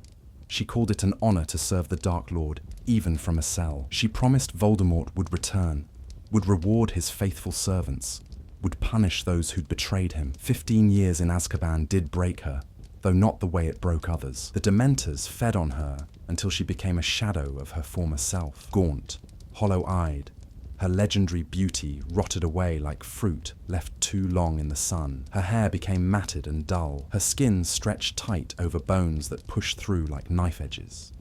Her teeth yellowed and cracked. Her body wasted away from years of insufficient food and constant cold. But her devotion to Voldemort never wavered. If anything, it intensified, becoming more concentrated, more pure, until it was literally all she had left. The Dementors took everything else: her comfort, her health, her family connections, her memories of anything pleasant. They drained away every happy moment she'd ever experienced, leaving only the memories related to Voldemort, the pride of serving him, the satisfaction of torturing his enemies, the pleasure of spreading fear in his name. Those memories sustained her in a twisted way. They weren't happiness exactly. They were too dark, too violent, too bound up with cruelty for that. But they were intense enough, meaningful enough, that the Dementors couldn't completely drain them. Her obsessive loyalty remained, a burning coal in the ashes of her mind, glowing with dark heat, even when everything else had turned to cold grey dust. She would remain in Azkaban until Voldemort's return, until the mass breakouts freed her and other Death Eaters. And when she finally walked out of that fortress, she would be more dangerous than ever, not because she was strong, but because she had absolutely nothing left to lose, nothing left to care about except serving her master. Azkaban had refined her into a weapon of pure devotion, stripped of everything human except her capacity for cruelty. Percival Dumbledore died in Azkaban for protecting his daughter, and most people never knew why. When Ariana Dumbledore was 6 years old, Muggle boys attacked her. They saw her doing magic, probably something small and instinctive, the kind of accidental magic all young witches and wizards perform before they learn control, and they wanted to see more. They thought it was a trick, entertainment, something she could perform on command. When she couldn't show them magic deliberately, when she tried to explain she couldn't control it, they hurt her. The attack was brutal enough that Ariana never fully recovered. The trauma damaged her ability to control her magic fundamentally. Instead of developing normal magical abilities, she became an obscurial, a wizard whose suppressed magic turns inward, becoming dangerous and volatile. Her magic would burst out at random in violent, destructive episodes that she couldn't control or predict. One moment she'd be fine, and the next she'd be unconsciously destroying everything around her, magic exploding from her in waves of pure destructive force. The condition was incredibly rare and incredibly dangerous, both to Ariana herself and to anyone nearby when an episode occurred. Percival hunted down the boys who'd hurt his daughter. He found them. He attacked them in return, using magic against Muggles in ways that violated every law about wizard-Muggle interactions. He hurt them badly enough that the Ministry couldn't ignore it. badly enough that it became a major incident requiring investigation and prosecution. At his trial, everyone expected him to explain why, to tell them about Ariana, to make them understand he'd been protecting his child, to invoke the natural right of a parent to defend their daughter from attackers. But Percival refused to speak. He stood silent at his trial, accepting the charges without defense, offering no explanation for his actions. His silence baffled the court. The prosecution painted him as a violent wizard who'd attacked muggles without provocation, someone dangerous who needed to be removed from society. With no defense offered, no context provided, no explanation given, the court had no choice but to find him guilty based solely on the facts of the attack itself. Percival stayed silent because explaining would have destroyed his family. If he'd told the truth, if he'd revealed that Ariana had performed magic in front of muggles, that she'd been attacked because of it, that she'd been damaged by the attack, the ministry would have investigated. They would have discovered her obscurial condition. They would have deemed her dangerous, a threat to the statute of secrecy, someone who needed to be contained for the safety of the entire wizarding community. They would have taken her away from her family, locked her up in some ministry facility, separated her from everyone who loved her. So Percival chose Azkaban. He chose imprisonment, chose suffering, chose abandoning his wife and 3 children, all to protect Ariana's secret. He accepted punishment without defense, taking all the blame onto himself, ensuring the ministry never looked too closely at his family. It was the ultimate sacrifice, giving up his freedom, his life, his entire future to protect his daughter from the ministry's cruelty. He died in Azkaban without ever seeing his family again. The Dementors fed on him for years, draining away his memories of his children, his memories of his wife, everything that made imprisonment bearable. He died alone in a cell, his sacrifice unrecognized, his reasons unknown to history. His wife, Kendra, had to raise 3 children alone: Albus, Aberforth, and damaged Ariana. His son, Albus, young, brilliant, burning with potential, had to abandon his plans for traveling the world and pursuing magical research to stay home and care for his unstable sister. The family never spoke about Percival, the shame and the secret cutting them off from ever sharing the truth with friends or neighbors. Percival gave everything to protect Ariana, and history barely remembers his sacrifice. Most people who know the Dumbledore family story think of Percival as a violent man who attacked muggles and deservedly went to prison. Almost no one knows he was a father protecting his daughter, that his violence was retaliation for violence done to his child, that his silence was the greatest act of love he could perform. The truth died with him in Azkaban, buried in an unmarked grave on that terrible island. Morfin Gaunt served time in Azkaban twice, and both times involved Tom Riddle, once as victim, once as scapegoat. The first time, Morfin attacked Tom Riddle Sr., the muggle who'd caught the eye of Morfin's sister Merope, and then abandoned her when the love potion wore off. Morfin hated muggles with passionate intensity, the kind of hatred that comes from generations of inbreeding and isolation, and pure blood supremacy taken to its most extreme conclusion. The Gaunt family had once been powerful, descended directly from Salazar Slytherin himself, wealthy and influential, but centuries of refusing to marry anyone who wasn't pure blood had reduced them to poverty and madness, living in a shack, speaking only to each other, violent and unstable. Seeing his sister's former lover, the muggle who'd gotten Merope pregnant and then abandoned her to die alone in poverty, living free and comfortable in his nice house was too much for Morfin. He used magic against Riddle Sr., attacking him violently, probably intending to kill him. The ministry arrested Morfin and sentenced him to 3 years in Azkaban for attacking a muggle, 3 years of Dementors, 3 years of cold, 3 years of having whatever small happiness existed in his bitter life drained away. The second time was worse. Years later, Tom Riddle Jr., Voldemort himself, though not yet calling himself that, came to visit his uncle. By then, Voldemort had discovered his heritage, had learned he was descended from Slytherin through the Gaunt line, had found his mother's family living in squalor. He visited Morfin, probably curious about his family, possibly wanting to understand where he came from. And while there, he saw an opportunity. Voldemort killed his father.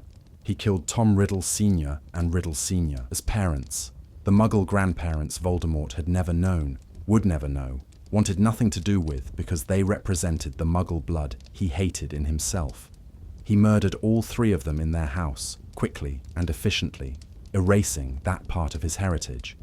Then he returned to Morfin, modified his uncle's memory to make him believe he'd committed the murders himself, and left. Morphin confessed. When the Ministry came investigating the murders, Morphin told them he'd done it. He remembered doing it. Voldemort's memory charm was that good. The false memories felt completely real to Morphin, more vivid than his actual memories because Voldemort had crafted them carefully. The evidence supported his confession. His wand showed the killing curse had been cast. His motive was obvious: revenge against the Muggle family who'd wronged his sister. The Ministry had no reason to doubt his guilt. They sent him back to Azkaban with a life sentence for 3 murders he didn't commit.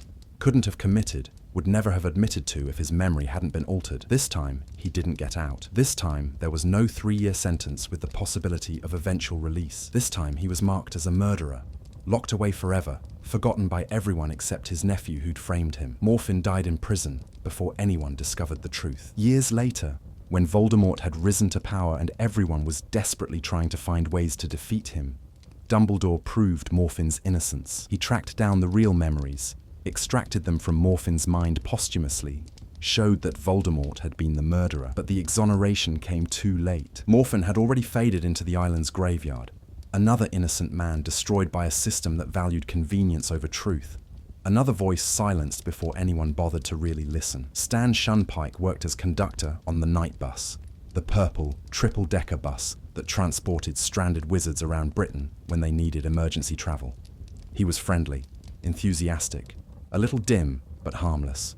Someone who loved his job and loved talking to passengers. During the Second Wizarding War, when fear gripped the wizarding community, and everyone suspected everyone else of being Death Eaters, Stan made a terrible mistake. He went to a pub, he drank too much, and he bragged. He claimed to know secrets about the Death Eaters, implied he had inside information about what they were planning, probably just trying to seem important to whoever was listening. Maybe he wanted to impress a girl. Maybe he wanted his drinking buddies to think he was more than just a bus conductor. Maybe he was just drunk and talking nonsense, the way drunk people do, making up stories to entertain himself. Whatever his motivation, his boasts reached the wrong ears. The Ministry arrested him immediately. They needed to appear in control during a time of fear and chaos. They needed to show the public they were catching Death Eaters, making arrests, protecting society. Stan's drunken boasting gave them an easy arrest, someone they could point to as proof that they were doing something. Never mind that he was obviously innocent. Never mind that anyone who actually knew him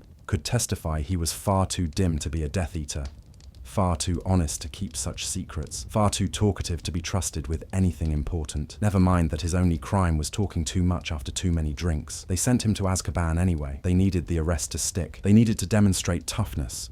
So they charged him with being a Death Eater based essentially on things he'd said while drunk, circumstantial evidence, and the Ministry's desperate need to appear competent. Stan went to Azkaban protesting his innocence, screaming that he'd just been joking, that he didn't actually know anything, that he'd made it all up. No one listened. No one cared. He became another number, another prisoner, another soul for the Dementors to feed on. Hope drained away like light through fog. These prisoners, Sirius, Hagrid, the Crouches, Percival, Morphin, Stan, and dozens more, became residents of a fortress that destroyed everyone it touched. Some were guilty of terrible crimes. Bellatrix had tortured the Longbottoms enthusiastically, without remorse, proud of the suffering she'd caused. Some Death Eaters imprisoned alongside her had committed murders, spread terror, used dark magic against innocents without hesitation. They deserved punishment for their actions. But Azkaban didn't just punish them. It destroyed them. By the time they were released or escaped years later, they'd become hollow versions of themselves. The Dementors had fed on them for so long that their humanity had worn away to sharp, dangerous edges. They could still fight, still cast spells, still kill, but whatever complexity they'd once possessed had vanished, ground away by years of having every positive emotion drained from them. What remained were fanatics who lived only to serve Voldemort, with no other purpose or desire or dream. They'd become weapons, tools, things rather than people. Some prisoners fell somewhere in between, complicated people who'd made bad choices or gotten caught up in situations beyond their control. Maybe they'd joined the Death Eaters out of fear rather than conviction. Maybe they'd participated in minor crimes that spiraled into major ones. Maybe they'd been guilty of something, but not the specific thing they were convicted of. Life is rarely simple, and guilt is rarely absolute. Most people exist in shades of grey, not pure black or white. But Azkaban made no distinctions. The Dementors fed on all of them equally, draining happiness from the guilty and innocent alike. The cold touched everyone the same. Despair became the only constant, the only thing that never changed. Whether you'd murdered dozens, or just bragged in a pub, whether you'd tortured children, or just been related to someone who had, whether you'd committed real crimes, or been framed, none of it mattered to the Dementors. They fed on everyone, indiscriminately, eternally. For 300 years, this continued. Prisoners arrived on boats through the mist. They faded into shadows of themselves. Some went mad, lost in memories they couldn't escape, trapped in loops of their worst moments. Some died from despair, from giving up, from simply deciding that continuing to exist wasn't worth the effort anymore. A graveyard grew on the island, filling with unmarked stones that gave no names, no dates, nothing to indicate who lay beneath, except numbers corresponding to ministry records. The ministry checked on Azkaban occasionally, sent inspectors who noted that the prisoners remained secured and the Dementors remained on duty, and considered the system working perfectly. A few people tried to reform it over the centuries. Eldritch Diggory, Cedric's ancestor, a man with principles and courage, attempted to challenge the use of Dementors as guards sometime in the 19th century. He argued that it violated basic principles of humane treatment, that even criminals deserved to be treated as human beings rather than feeding troughs for soul-sucking creatures. He gathered support from healers, from progressive politicians, from anyone willing to listen to his arguments about justice versus revenge, punishment versus torture. He drafted proposals for reform. He prepared to fight the battle in the Wizengamot, to challenge centuries of established practice, to force the ministry to confront the ethical implications of what they'd been doing. He gave speeches about how a society should be judged by how it treats its prisoners, how cruelty corrupts everyone it touches, how using Dementors said something terrible about wizarding values. Some people listened. Some began to question the system. Reform looked possible for a brief, shining moment. Then dragonpox swept through Britain. Eldritch Diggory caught it. The disease killed him within weeks, and his reform movement died with him. No one else had his courage, his persistence, his willingness to fight against such entrenched interests. The ministry moved on. The Dementors stayed. Another generation grew up accepting Azkaban as normal, as simply the way things were, as an unchangeable fact of wizarding justice. But some didn't stay. Some found impossible ways out. For 3 centuries, no one escaped. Then 2 did. The first escape happened in secrecy, unknown to the world for over a decade. Barty Crouch Jr. had been in Azkaban for more than 10 years, convicted of torturing the Longbottoms, sentenced by his own father to life imprisonment. The years had destroyed him piece by piece. He'd gone from a frightened teenager at his trial to something barely human, gaunt, hollow-eyed, empty. The Dementors had fed on him relentlessly, draining away everything that made him a person,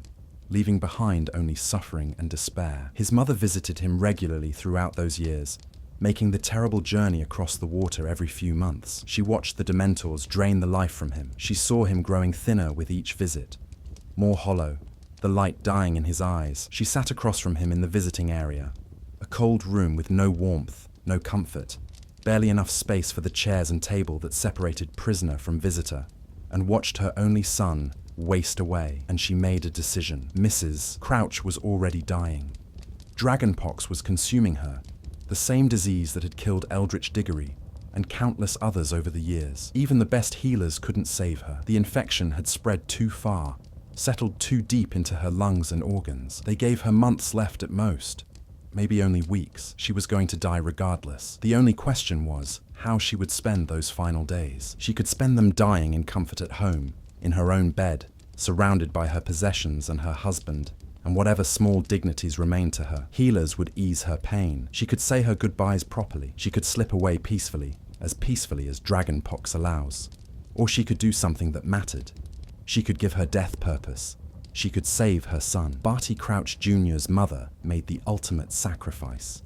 She went to her husband with a plan. It was audacious, dangerous, probably insane, but she was dying anyway, and she needed her death to mean something more than just the end of her suffering. She would visit Barty one last time.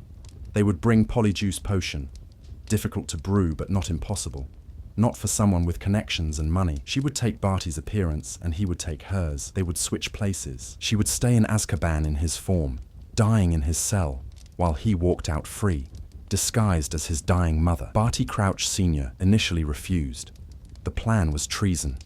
If discovered, it would destroy his career, his reputation, everything he'd built. He'd spent years being the ministry's most ruthless enforcer, sending criminals to Azkaban without mercy, building a reputation for absolute integrity. How could he now break his son out of prison? How could he betray everything he claimed to stand for? But his wife begged. She reminded him that she was dying anyway, that at least this way her death would save their son, that she couldn't die knowing Barty was still trapped in that terrible place. She pleaded that she needed this final act to mean something, that dying slowly from dragonpox while Barty rotted in Azkaban was too much sorrow for one family to bear. She argued that Barty had already served over a decade. Perhaps that was punishment enough. Perhaps mercy was possible even for terrible crimes. Eventually, broken by grief and his wife's desperation, and perhaps some lingering love for his son buried beneath years of disappointment and betrayal, Barty Crouch Sr. agreed. He would help. He would betray his principles this once, for his dying wife, for the son he'd sentenced, but perhaps never stopped loving entirely. They brewed the polyjuice potions secretly, carefully, using connections and money to acquire ingredients without attracting attention. They practiced the plan, timing every detail, preparing for every contingency. They brought it with them on their final visit to Azkaban, hidden carefully in flasks that looked like medicine bottles, prepared for what needed to happen. When they entered Barty Jr.'s cell during the visit, they enacted the switch quickly. The guards gave them privacy. The minister's wife visiting her dying son deserved that small dignity. In that brief privacy, mother and son drank the potion, their features blurred and shifted, bones rearranging, skin tone changing, hair altering color and texture. Within minutes, the transformation was complete. Mrs. Crouch looked exactly like her son, thin, hollow-eyed, destroyed by years of imprisonment. Barty Jr. looked exactly like his mother, elderly, sick, dying of dragonpox, wrapped in heavy robes that hid his too thin frame. They changed clothes, mother dressing in her son's prison rags, while Barty Jr. donned his mother's dress and cloak. They had only minutes before the guards would return, before the polyjuice potion would start wearing off in an hour. They said their goodbyes in whispers, Mrs. Crouch telling her son to run, to hide, to live for her. Barty Jr. crying real tears, probably the first genuine emotion he'd felt in years, overwhelmed by his mother's sacrifice. Then Barty Sr. and Mrs. Crouch, actually Barty Jr. in disguise, left the prison. They walked past the guards, who saw only the minister and his dying wife leaving after visiting their convicted son. They boarded the boat.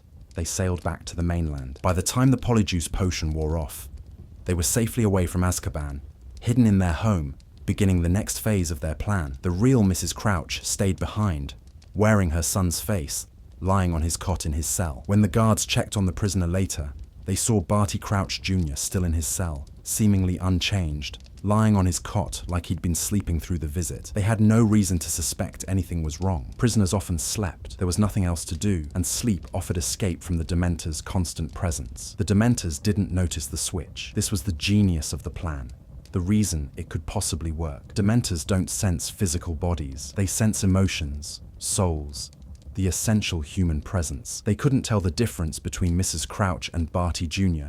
because both souls were dying. Both people were drowning in despair. Mrs. Crouch was dying of dragonpox, her body failing, her end approaching quickly. Barty Jr. had been dying too, just more slowly, the Dementors draining him piece by piece over years. To the guards, one despairing soul looked much like another. They sensed no change, no escape, no deception, just another prisoner sinking toward death, which happened all the time. Mrs. Crouch died in Azkaban a few weeks later, still wearing her son's face. The dragonpox that had been killing her finished its work, perhaps accelerated by the Dementor's presence, by the cold, by the absolute despair that filled every corner of that fortress. She chose to fade in her son's place, accepting death in a cell to give her son life outside.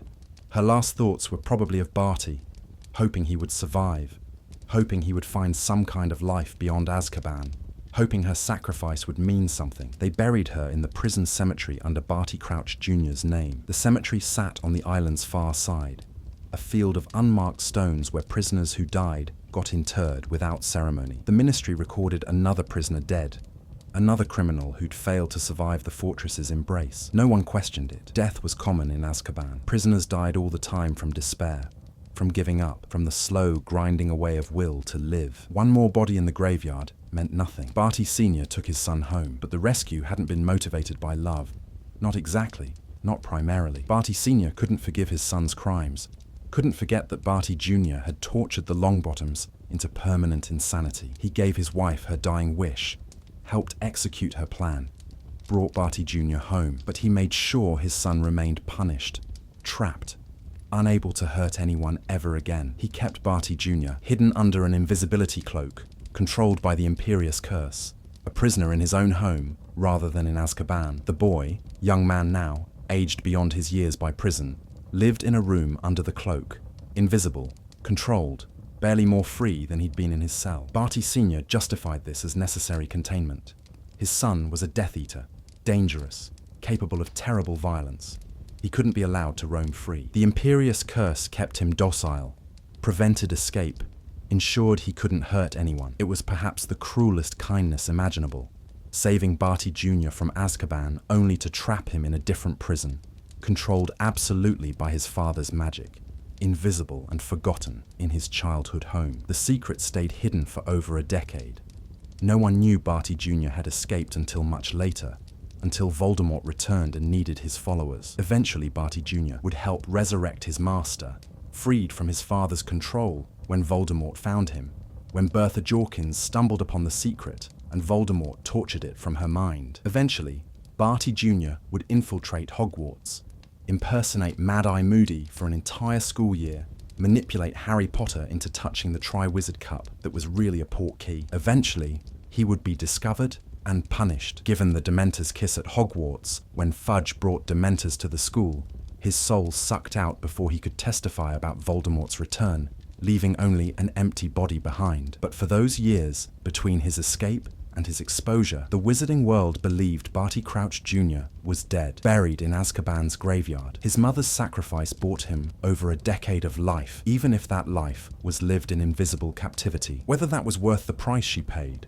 whether her sacrifice accomplished anything meaningful given how Barty Jr. used his freedom, remains a question with no comfortable answer. The second escape was different. Sirius Black didn't have family willing to sacrifice themselves. He didn't have Polyjuice Potion or allies on the outside planning his rescue. He had only himself, his innocence burning like a coal in the darkness, and his ability to transform into a dog. Sirius was an animagus, a wizard who could turn himself into an animal at will. He'd learned the skill as a teenager with his friends James Potter, Peter Pettigrew, and Remus Lupin. They'd practiced in secret for years, following the incredibly difficult process that transforms a human into an animal. It required maintaining a mandrake leaf in your mouth for an entire month without swallowing it or letting it fall out. It required brewing an incredibly complex potion during a lightning storm. It required focus and determination and skill beyond what most teenage wizards possessed. But they'd done it. All three of them. James became a stag. Peter became a rat.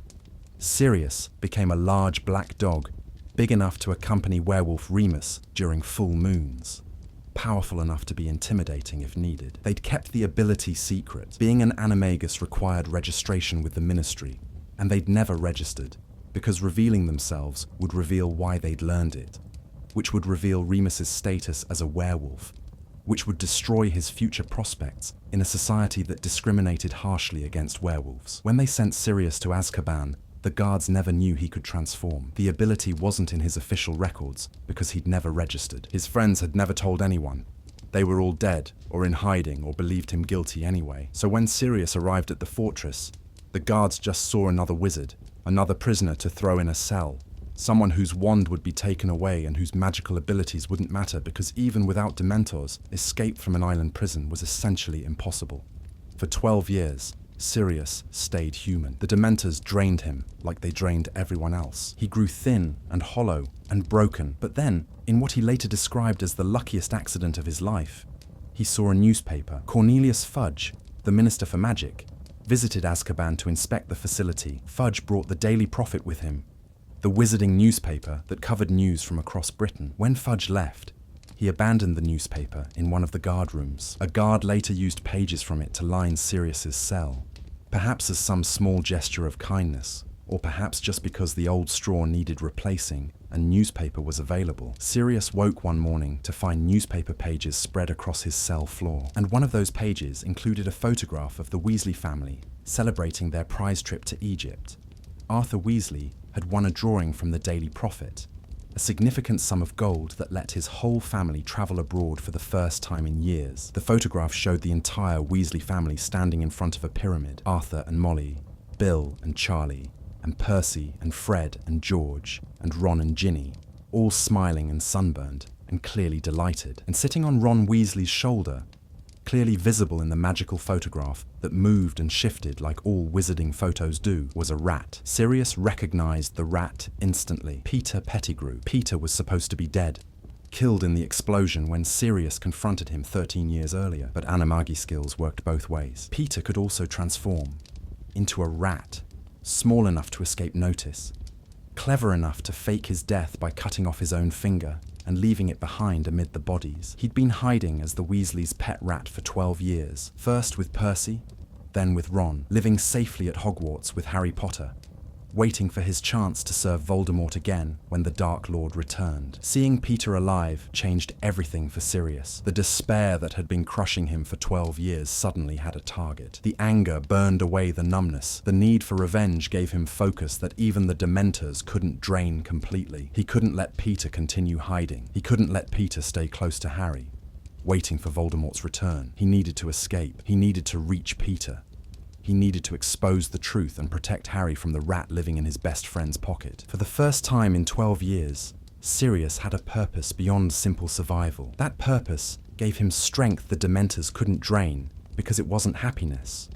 It was determination, anger, the absolute need to complete a mission. The Dementors fed on positive emotions primarily. Negative emotions like anger didn't nourish them as well. And determination, especially determination rooted in innocence and justice, occupied a strange middle ground that the Dementors couldn't quite drain. Sirius began planning his escape, and he realized he had something no other prisoner had: the ability to become something the Dementors couldn't sense properly, and Sirius simply stopped being human enough to feed them. He transformed into a dog one night in his cell. The change happened quickly, his body shifting from man to animal, bones rearranging, fur sprouting, his consciousness changing with it. As a dog, Sirius thought differently. His mind shifted into simpler patterns. His emotions became more basic, more immediate: hunger, alertness, the need to move, fear of threats, simple desires without the complex layers of human consciousness. The dog part of him didn't carry the weight of regrets or the torture of bad memories replaying endlessly. Dogs don't have enough emotional depth to sustain a Dementor's hunger. They don't ruminate on the past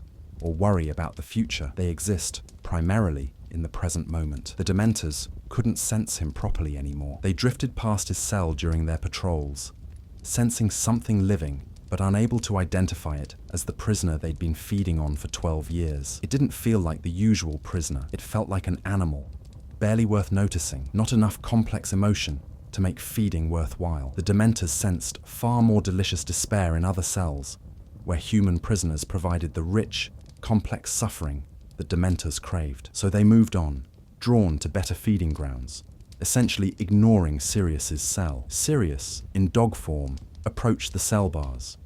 He'd lost weight over 12 years.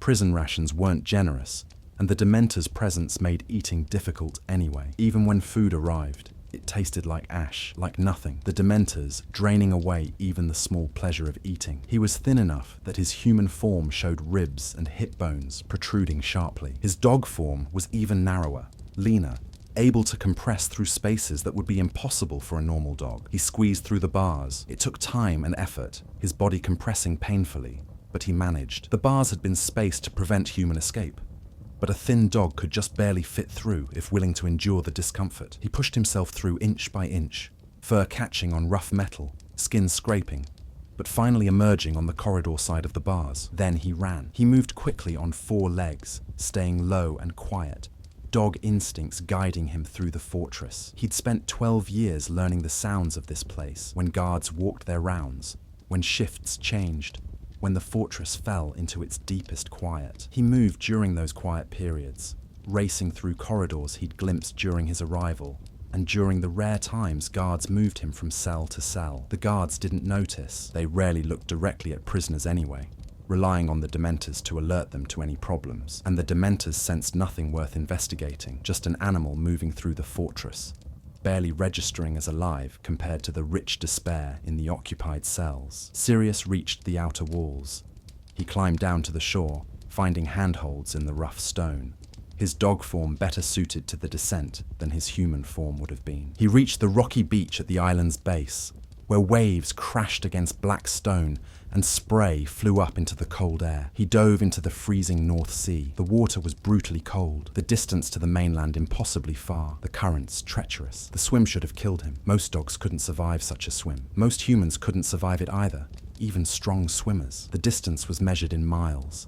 The water temperature would cause hypothermia within minutes. The waves could push a swimmer off course or drag them under. No one should have been able to swim from Azkaban to the mainland. But as a dog, Sirius was stronger than he'd been as a human. The transformation gave him back some of the strength his human form had lost to years of imprisonment. Dog muscles work differently than human muscles, built for endurance and swimming in ways that gave him an advantage. And the anger, the desperate need to reach Peter and protect Harry, drove him forward stroke by stroke. He swam through waves that would have drowned him if he'd paused even briefly. He swam through cold that should have paralyzed his limbs. He swam through exhaustion that would have made most creatures simply stop and sink. He reached the shore somehow. He dragged himself onto a beach somewhere on the Scottish coast, collapsing in dog form, too exhausted to move. When he finally recovered enough strength, he transformed back to human long enough to assess his situation, then back to dog form for warmth and concealment. He was out. He was free. He was alive. He hid in caves along the coast, moving only at night, traveling south toward Hogwarts. He lived on rats and scraps, drinking from streams, avoiding all human contact. He looked like a stray dog, enormous and black and too thin, ribs showing, eyes wild. People who glimpsed him assumed he was feral, dangerous, something to avoid. No one connected the stray dog to the escaped prisoner. Eventually, the authorities discovered he'd escaped. Ministry officials visited Azkaban for a routine inspection and found Sirius's cell empty. Panic ensued. For 3 centuries, everyone had believed Azkaban was perfectly secure. Even the worst criminals, even the most skilled wizards, even people with nothing left to lose. None of them had ever managed to escape. The fortress and its guards seemed absolutely foolproof, but Sirius proved that wrong. He showed the world that Azkaban could be beaten, that the Dementors weren't infallible, that security everyone had trusted for 300 years had cracks. The Ministry sent Dementors to hunt him, spreading them across Britain to search for the escaped prisoner. They plastered wanted posters everywhere, warning that Sirius Black had escaped and was extremely dangerous. They told the public he was hunting Harry Potter, planning to finish what Voldemort started, seeking revenge for his master's downfall. But by then, Sirius had a head start and a destination in mind. He was heading toward Hogwarts, toward Harry, toward the truth. And nothing, not Dementors, not Ministry auras, not the entire weight of wizarding law enforcement, was going to stop him from reaching Peter Pettigrew. His escape changed everything. It shattered the illusion of Azkaban's perfect security. It proved that even the most impossible prison had weaknesses. It demonstrated that determination and cleverness could overcome even Dementors. And it set in motion events that would eventually expose Peter's betrayal, clear Sirius's name, and begin revealing truths that the wizarding world had believed settled for 13 years. 2 escaped, but dozens more suffered in silence, their names forgotten by history. Not every prisoner's story reached the history books. Not every name became famous. Not every conviction generated newspaper coverage or public debate. Most prisoners arrived quietly, served their sentences in obscurity, and either died or were released without anyone outside their immediate families noticing or caring. Azkaban held hundreds of prisoners over its 3 centuries of operation. Some became famous, either for their crimes or their innocence or their escapes. Sirius Black's escape made headlines. Bellatrix Lestrange's torture of the Longbottoms horrified the entire wizarding community. The Crouch family's tragedy became infamous. These stories everyone knows, everyone remembers, everyone talks about when discussing Azkaban's dark history. But most faded into obscurity, their names recorded only in Ministry archives that few people ever read, their stories known only to the guards who watched them deteriorate and the families who mourned them. History has a way of remembering extremes while forgetting the ordinary. of preserving dramatic stories while letting quiet tragedies slip away into dust. These forgotten prisoners deserve remembering too, not because their crimes were less or their suffering greater, but because their very obscurity illustrates something important about Azkaban. It didn't just destroy the famous, it destroyed everyone, guilty and innocent, remembered and forgotten, dramatic cases and quiet ones. The darkness touched all equally. Not every prisoner's story reached the history books. Carlotta Pinkstone was arrested repeatedly throughout her life for the same crime, using magic in front of muggles. But her violations weren't accidents or emergencies, where a wizard cast a spell in desperation to save a life or prevent disaster. They were deliberate protests, calculated acts of civil disobedience, designed to challenge the law itself. Carlotta believed the International Statute of Secrecy was fundamentally wrong. She argued that forcing magical people to hide from muggles created more problems than it solved, that secrecy bred fear and misunderstanding on both sides, that separation prevented the cooperation and learning that could benefit everyone. She believed wizards and muggles should live openly together, that magic wasn't something to be ashamed of or hidden, that the statute represented cowardice rather than wisdom. So she broke the law publicly and proudly. She performed magic in muggle areas specifically to be seen, deliberately choosing busy streets and crowded markets where her spells would attract maximum attention. She transfigured objects in front of muggles, levitated things through the air, created light shows that couldn't be explained by muggle technology. She wanted muggles to see magic, to understand it existed, to begin the conversation about integration that she believed the statute had prevented. The ministry arrested her again and again. Each time she was caught, they prosecuted her, convicted her, sent her to Azkaban for progressively longer sentences, hoping to break her will. The first time, she spent 3 months in prison. The second time, 6 months. By her 5th or 6th arrest, they were giving her years at a time, frustrated by her refusal to stop, determined to make an example of her. But each time she was released, she went right back to her protests. She would walk out of Azkaban, gaunt and hollow from her time with the Dementors, and within weeks, she'd be performing magic in front of muggles again. The experience in Azkaban didn't break her, because her protests weren't about personal happiness. They were about principle, about standing up for what she believed was right, even when it cost her freedom and health and years of her life. The Dementors couldn't completely crush her conviction. They could drain away her happy memories, could make her relive terrible moments, could fill her with despair about her personal life. But her belief that the statute was wrong, that remained intact. Beliefs aren't emotions, exactly, and the Dementors struggled to feed on them. Carlotta's certainty that she was fighting for something important survived even Azkaban's darkness, a core of determination that wouldn't break no matter how many times they imprisoned her. She became something of a folk hero to a small segment of the wizarding community, people who quietly agreed with her views, who admired her courage,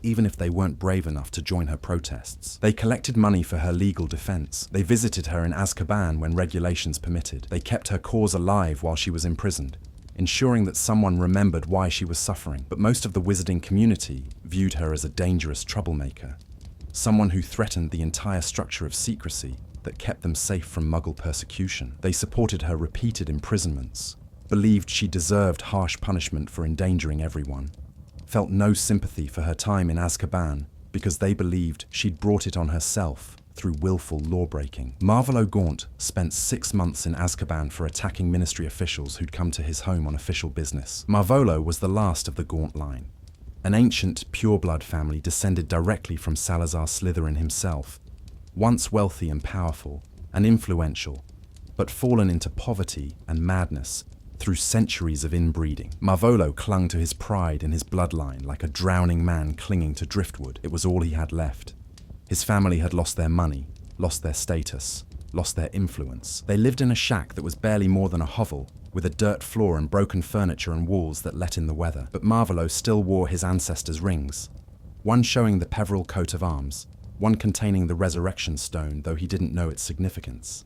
And he still spoke Parseltongue, the language of snakes that marked him as Slytherin's heir. Those were his treasures, the only things proving he came from greatness, even if that greatness had decayed into squalor. When ministry officials arrived to investigate his son Morfin's attack on a muggle, Marvolo responded with violence. How dare they question him? How dare these half-bloods and blood traitors come to his home? speak to him as if he were common, treat him like an ordinary criminal, rather than the descendant of Salazar Slytherin. His pride couldn't tolerate the indignity. He attacked the officials, screaming about his pure blood and his rights and his family's ancient power, using magic against them in his own home. They arrested him and his son both, sending them to Azkaban, where pure blood meant nothing, and pride became just another emotion for the Dementors to drain away. For Marvolo, Azkaban was perhaps the ultimate humiliation. He'd spent his life believing his bloodline made him special, made him better than everyone else, entitled him to respect and deference. But in Azkaban, he was just another prisoner. The guards didn't care about his ancestry. The Dementors fed on him exactly like they fed on half-bloods and Muggleborns. His pride, the one thing he'd clung to through poverty and decline, became worthless in a place where bloodline didn't matter. 6 months destroyed him. When they released him, his sentence complete, his attack on ministry officials punished, he returned home broken. His pride had shattered like glass, and without it, he had nothing left. He couldn't rebuild his sense of self. He couldn't find meaning in a life that had been reduced to poverty without even the consolation of believing himself superior. He died shortly after his release, his spirit destroyed, his family nearly extinct. His daughter Merope would give birth to Tom Riddle, Voldemort, in a Muggle orphanage before dying alone and abandoned. The great Slytherin line would end not with glory but with poverty, madness and decay. And Marvolo's 6 months in Azkaban had been the beginning of that final decline. The moment when the last gaunt patriarch's pride was finally crushed completely. Mundungus Fletcher went to Azkaban for impersonating an Inferius during a botched robbery, though the full story was more complicated and slightly ridiculous in the way Mundungus's criminal activities often were. Mundungus was a career criminal, a thief and con artist who worked on the margins of wizarding society, someone who dealt in stolen cauldrons and dubious merchandise and minor scams. Most of his crimes were small, the kind of thing that earned fines or short jail sentences, but nothing as serious as Azkaban. But the Inferius impersonation crossed a line. Inferi were corpses reanimated by dark magic, dead bodies controlled by dark wizards, used as slaves and soldiers by practitioners of the darkest arts. Impersonating one suggested involvement with Death Eaters, with genuinely dangerous dark magic, with the kind of criminal activity that the Ministry couldn't ignore, even for small-time crooks like Mundungus. The real story was that Mundungus had been trying to rob a wizarding home while the owners were away. He'd used a combination of illusion charms and theatrical makeup to make himself look like an Inferius, hoping to scare away any unexpected visitors who might interrupt his theft. The plan was stupid from the start. Most wizards would respond to an Inferius with attack spells rather than running away, and anyone who actually knew dark magic could tell the difference between a real Inferius and a poorly disguised thief. But Mundungus had never been accused of brilliance. The homeowners returned early. They saw what they thought was an Inferius in their living room. They panicked and called the Auras, reporting a dark wizard attack. By the time Auras arrived, Mundungus had been caught trying to escape while still wearing his Inferius disguise, arms full of stolen silver, trapped by his own ridiculous plan. Under normal circumstances, they might have charged him with burglary and given him a year or two in a normal prison. But this was during the First Wizarding War, when fear ran high and anything suggesting dark magic got treated as a capital offense. The Auras saw the Inferius impersonation and assumed Mundungus was connected to Death Eaters.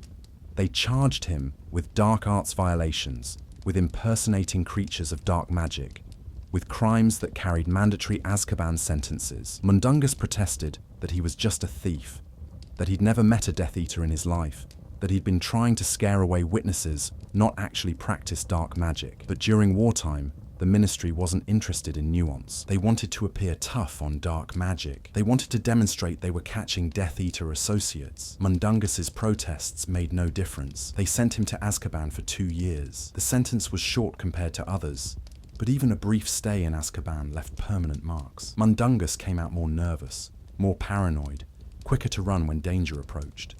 He developed a twitch in his left eye that never quite went away. He had nightmares about the Dementors that left him gasping awake in the middle of the night. He carried chocolate obsessively afterward, pockets always full of it, eating it constantly as if trying to rebuild the happiness the Dementors had drained. Years later, he'd join the Order of the Phoenix and prove himself loyal to the cause, despite his criminal tendencies. He fought in both wars against Voldemort, risking his life repeatedly for people he barely knew. But he never forgot his time in the fortress, and it made him terrified of ever going back. That fear would drive many of his decisions, the times he ran when he should have fought, the times he disappeared when the Order needed him, his constant awareness of escape routes and exit strategies. Azkaban had taught him that some places were worse than death, and he was determined never to end up there again. Some were guilty, some were framed, all became shadows. The Death Eaters imprisoned after the First Wizarding War included Augustus Rookwood, Antonin Dolohov, Travers, Mulciber, Jugson, and many others whose names appeared in trial records, but never quite made it into popular memory. They'd committed murders, used unforgivable curses, spread terror throughout Britain during Voldemort's first rise to power. Their crimes were real and documented and horrific. They deserved punishment. Augustus Rookwood had worked as an unspeakable in the Department of Mysteries while secretly feeding information to Voldemort, betraying his colleagues, and enabling Death Eater attacks through his inside knowledge. Antonin Dolohov had murdered Gideon and Fabian Prouet, Molly Weasley's brothers, along with countless others, earning a reputation as one of Voldemort's most brutal killers. Travers had murdered Marlene McKinnon and her entire family. The list of their crimes read like a catalogue of the war's worst atrocities. But Azkaban didn't just punish them.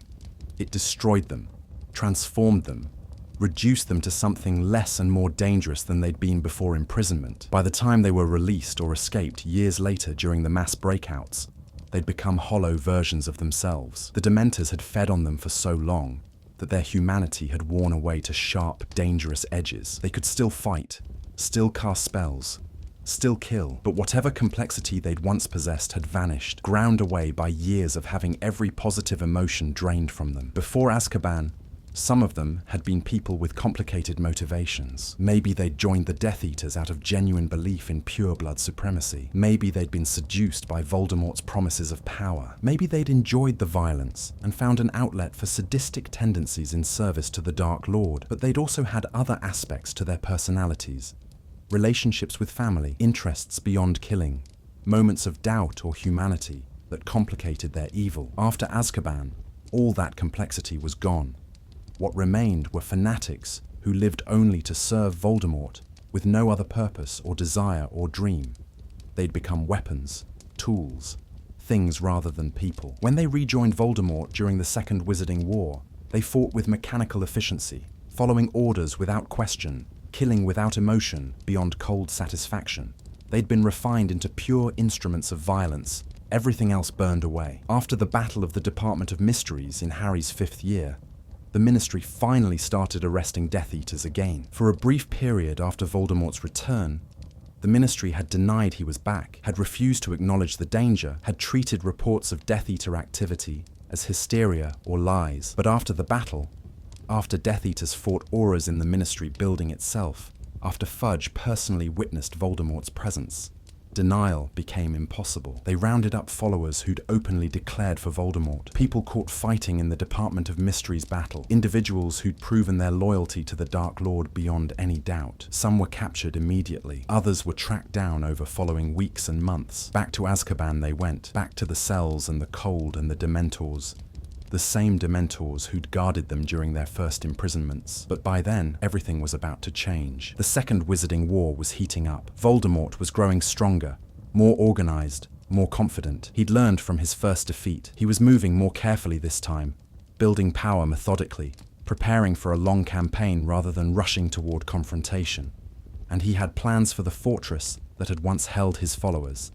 Plans that would transform Azkaban from a tool of the Ministry into a liability they couldn't control. But the Dementors themselves had plans no one expected. For 300 years, Azkaban held them all, but everything was about to change. Voldemort offered them something better: unlimited souls. The Dark Lord had always understood dark creatures in ways other wizards didn't or couldn't. Most wizards feared and despised the creatures they considered dark. Giants, werewolves, Dementors, vampires, acromantulas. They saw these beings as monsters, things to be controlled or destroyed, enemies to be kept at bay through laws and restrictions and violence. The Ministry had passed dozens of regulations limiting where dark creatures could live, what rights they had, how they could be treated. Voldemort saw them differently. He saw potential allies, beings who'd been marginalized and oppressed by wizarding society. creatures with power that could be harnessed for his purposes. He understood that giants were strong, that werewolves were desperate for acceptance, that Dementors were always hungry. He knew what motivated these creatures, because he'd bothered to learn, because he saw them as useful, rather than dismissing them as monsters. He'd commanded giants during the First Wizarding War, recruiting them with promises of freedom and status that the Ministry would never offer. He'd recruited werewolves by sending Fenrir Greyback to offer them purpose and power in exchange for loyalty. He understood how to speak to the marginalized, how to offer them what they actually wanted, rather than what Wizarding Society thought they should want. And he understood the Dementors better than anyone. Dementors weren't loyal to the Ministry. They didn't serve because they believed in justice or law, or the importance of imprisoning criminals. They served because Azkaban gave them an excellent feeding ground. Hundreds of prisoners saturated with despair, concentrated misery available 24 hours a day, an endless buffet of negative emotions. The fortress was the perfect environment for them, dark and cold and hopeless, filled with suffering that renewed itself daily as prisoners woke to another day of torment. But the arrangement had limitations that frustrated the Dementors, even if they couldn't articulate that frustration. The Ministry restricted how much they could feed, forbade them from using the kiss, except on specific prisoners approved by formal decree, made rules about their behavior and their movements. They were guards, but also prisoners in their own way, confined to the island, limited in their feeding, controlled by wizards who viewed them with disgust and fear. Voldemort made them a better offer. Join him, and they could feed freely. Join him, and they'd have access to unlimited victims.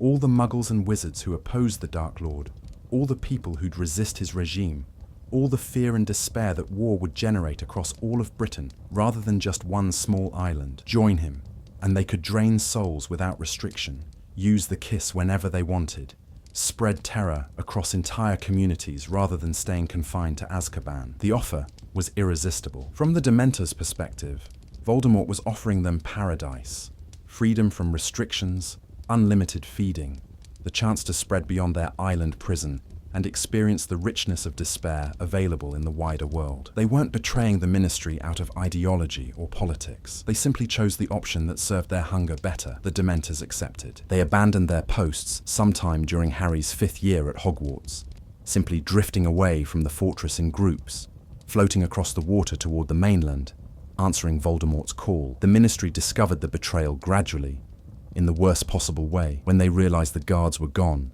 and the prisoners were disappearing. No single moment of dramatic revelation, just a slow, creeping awareness that something terrible was happening, that they'd lost control of their own prison, that 300 years of relying on Dementors as guards had come back to haunt them. The mass breakouts changed everything. Death Eaters walked free. The first mass breakout freed 10 high-security prisoners, including Bellatrix Lestrange. These were Voldemort's most devoted followers, the ones who'd held firm during years of imprisonment, who'd never recanted or shown remorse, who'd maintained their loyalty even when that loyalty cost them everything. When the Dementors abandoned their posts, these prisoners simply walked out. No elaborate escape plans needed. No walls to break through. Just empty corridors and open doors and boats waiting on the shore. Because Voldemort had sent Death Eaters to collect his most valuable servants. They walked out of Azkaban, gaunt and hollow-eyed, but still dangerous, still capable of terrible violence, still absolutely devoted to their Dark Lord. Years in Azkaban had worn away everything except that core devotion. They'd been refined into pure instruments of service, everything human burned away by the Dementors' feeding, leaving only their capacity for cruelty and their obsessive loyalty. Bellatrix emerged barely recognizable from the beautiful woman she'd been at her trial. 15 years with the Dementors had destroyed her body. Skin stretched over bones, hair matted and lifeless, teeth cracked, eyes sunken and wild. But her first words upon escape were about Voldemort, asking where he was, how she could serve him, what he needed from her. She had nothing else left. Her husband Rodolphus had been imprisoned with her, but she barely acknowledged him. Her sister Narcissa tried to reach out after the escape, but Bellatrix only wanted to find the Dark Lord. The others were similar. Antonin Dolohov, Augustus Rookwood, the Lestrange brothers, others whose names had become synonymous with the worst atrocities of the First Wizarding War. They found their way back to Voldemort immediately, drawn to him like iron to a magnet, ready to resume the fight they'd been forced to abandon 15 years earlier. The Ministry panicked. They tried to minimize the breakout, to downplay its significance, to assure the public that everything was under control. Cornelius Fudge gave press conferences insisting the escaped prisoners would be recaptured quickly, that auras were already closing in, that there was no cause for alarm. But privately, the ministry was terrified. They knew these weren't ordinary criminals. These were Voldemort's inner circle, his most capable and brutal followers, people who demonstrated absolute willingness to torture and kill in his service. The second mass breakout happened later, after Voldemort's return became undeniable to everyone, including the Ministry. More prisoners escaped, Death Eaters who'd been arrested after the Department of Mysteries battle, followers who'd been caught during various attacks, supporters who the Ministry had finally started prosecuting seriously once Fudge was forced out of office and Scrimgeour took over. This breakout was larger, more organized. Voldemort sent forces to Azkaban specifically to liberate his imprisoned followers. With the Dementors already on his side, the raid was almost trivially easy.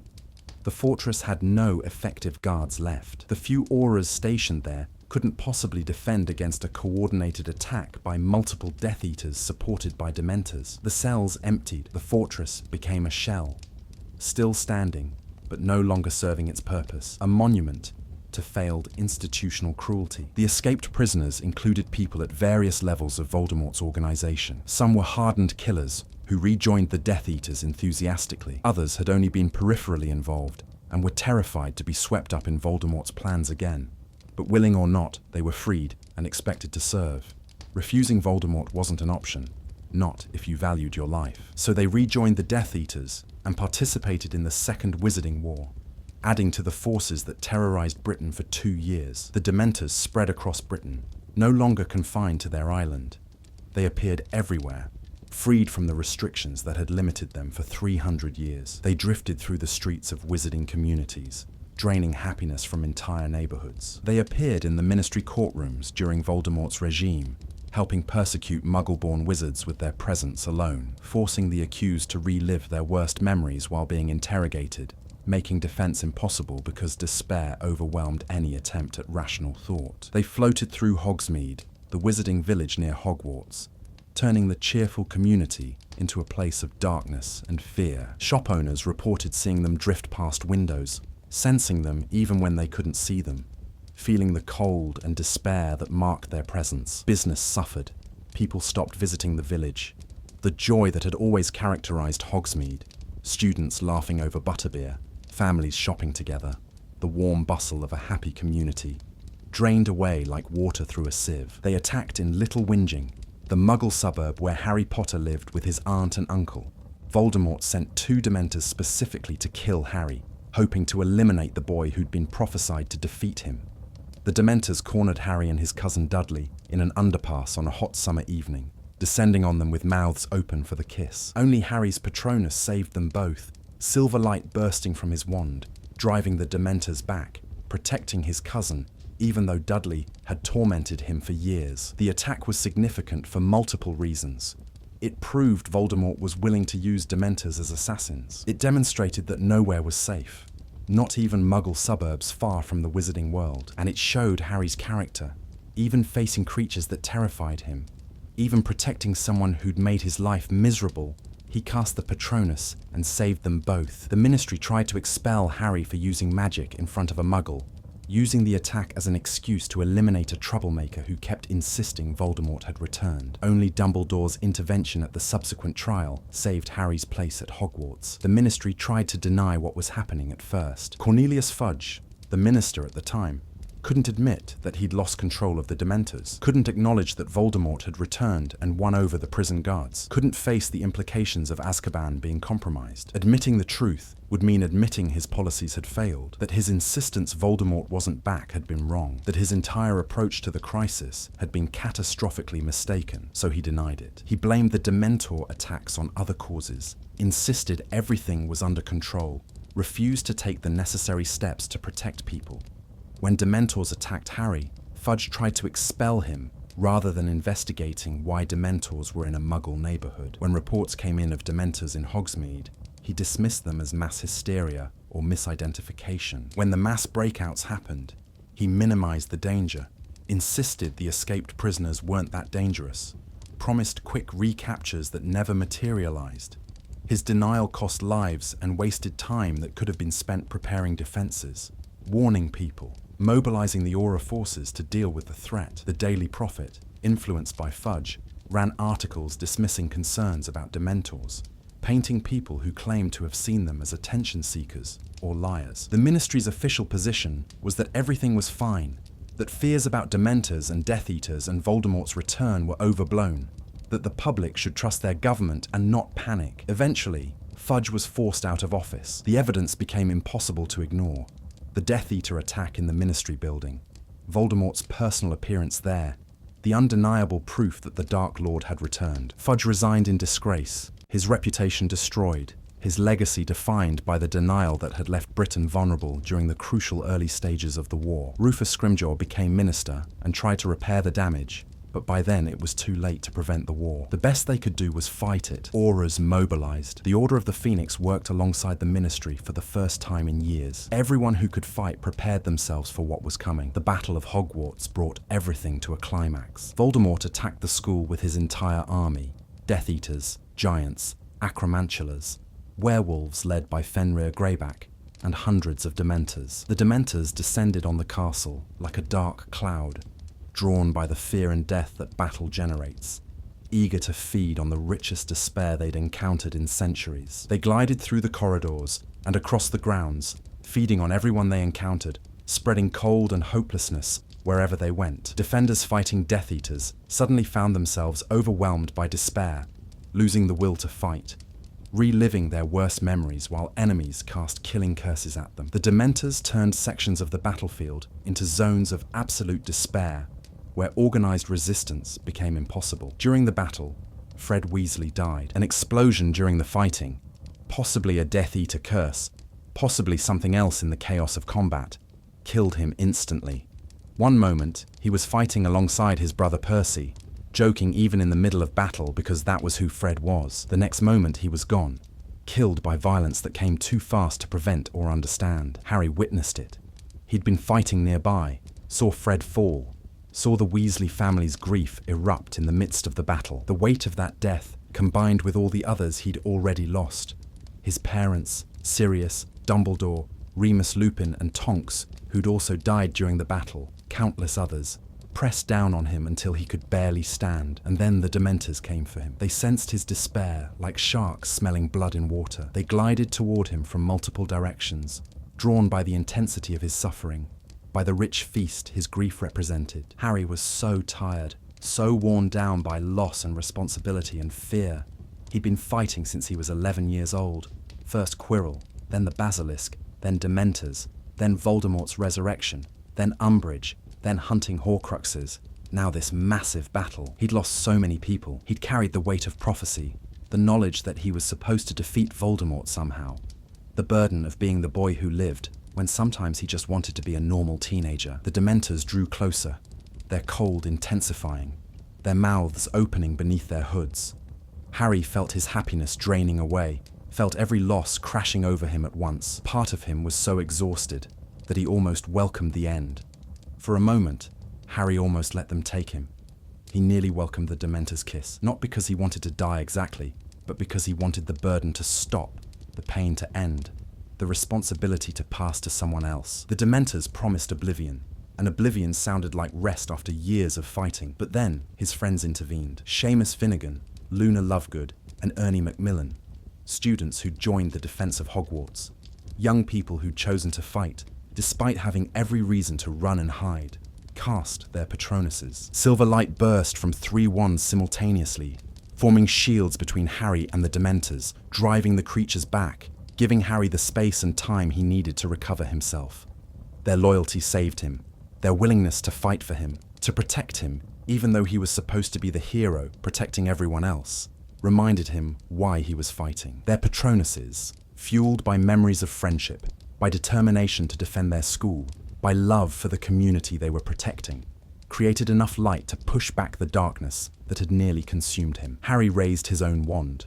He thought of his friends, of the people he was fighting for, of the possibility that this terrible war might actually end if they could just hold on a little longer. He cast his Patronus, and the Silver Stag burst forth, joining the other Guardians, driving the Dementors away from this section of the battlefield. Later, Harry had to walk through the Forbidden Forest to his own death. Voldemort demanded it through his snake Nagini, speaking through magical projection, surrender himself, or watch everyone at Hogwarts die. Harry knew the choice wasn't really a choice. He'd learned from Snape's memories that he carried a piece of Voldemort's soul inside him, that he was an unintended Horcrux, that Voldemort couldn't truly die while Harry lived. He needed to sacrifice himself. It was the only way to make Voldemort mortal again, the only way to give everyone else a chance to win. He walked through the forest, believing he wouldn't survive, prepared to sacrifice himself to end the war. Dementors lined his path through the trees, drawn by his march toward death, eager to feed on his terror and despair. By all rights, they should have overwhelmed him. He was walking to his own execution, drowning in grief for everyone he'd lost. Terrified, despite his acceptance of what needed to happen. The Dementors should have sensed all that and descended on him like locusts, but they couldn't touch him. Harry had opened the snitch Dumbledore, left him in his will, found the resurrection stone inside, and used it to bring back the spirits of people he'd lost.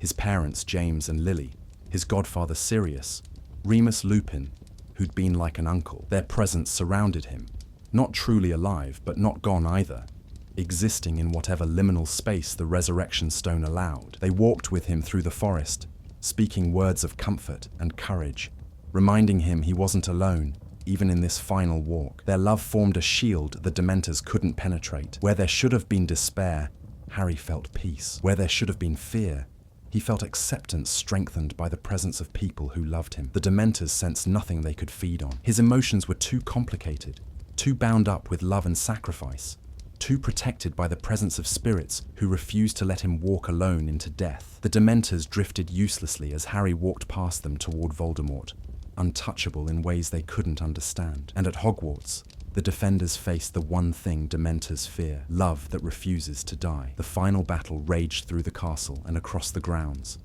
Spells flashed like lightning. Curses flew in all directions. Giants swung clubs that shattered walls. Acromantulas attacked from the forest. Death Eaters killed whoever they could reach. Defenders fought back with everything they had. Students, teachers, Order members, even Hogwarts ghosts harassing Death Eaters however they could. And through it all, people kept fighting. They kept casting Patronuses to drive back Dementors. They kept protecting each other, throwing themselves in front of curses meant for friends, dragging wounded people to safety, refusing to give up even when the battle looked hopeless. That refusal, that stubborn insistence on continuing to fight, to hope, to love, even in the midst of terrible darkness, created an environment where Dementors couldn't fully function. Every Patronus was an act of defiance against despair. Every person who chose to fight rather than flee was rejecting the hopelessness the Dementors spread. Every moment of courage, every sacrifice, every time someone chose to stand up despite fear, all of it created light that pushed back against darkness. When Voldemort fell, truly fell this time, killed by his own reflected curse when he tried to murder Harry, who'd already died and come back, defeated by the complex magic of sacrifice and love that Voldemort had never understood, his forces scattered. The Death Eaters fled or surrendered, realizing their cause was lost. The giants retreated back toward the mountains. The Acromantulas melted back into the Forbidden Forest. And the Dementors drifted away, no longer bound by Voldemort's promises, no longer welcome in a world that had just rejected everything they represented. Where they went, nobody knows for certain. Some people think the Ministry captured them somehow and contained them, perhaps in the Department of Mysteries, where the most dangerous magical phenomena get studied and stored in conditions that prevent their escape. Others believe they simply faded back into the shadows, returning to wherever Dementors originally came from, waiting for the next opportunity to feed on human misery. A few scholars suggest the Dementors still exist somewhere, in abandoned places where despair runs deep, feeding on whatever suffering they can find. But they never return to Azkaban.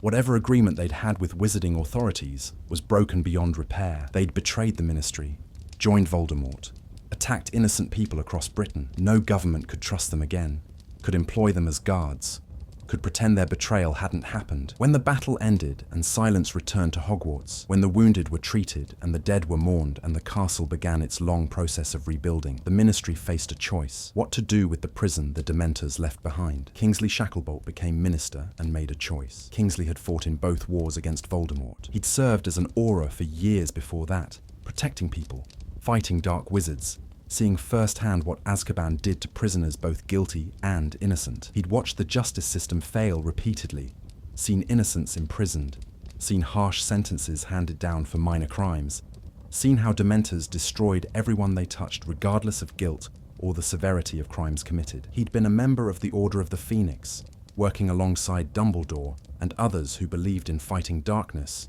without becoming dark themselves.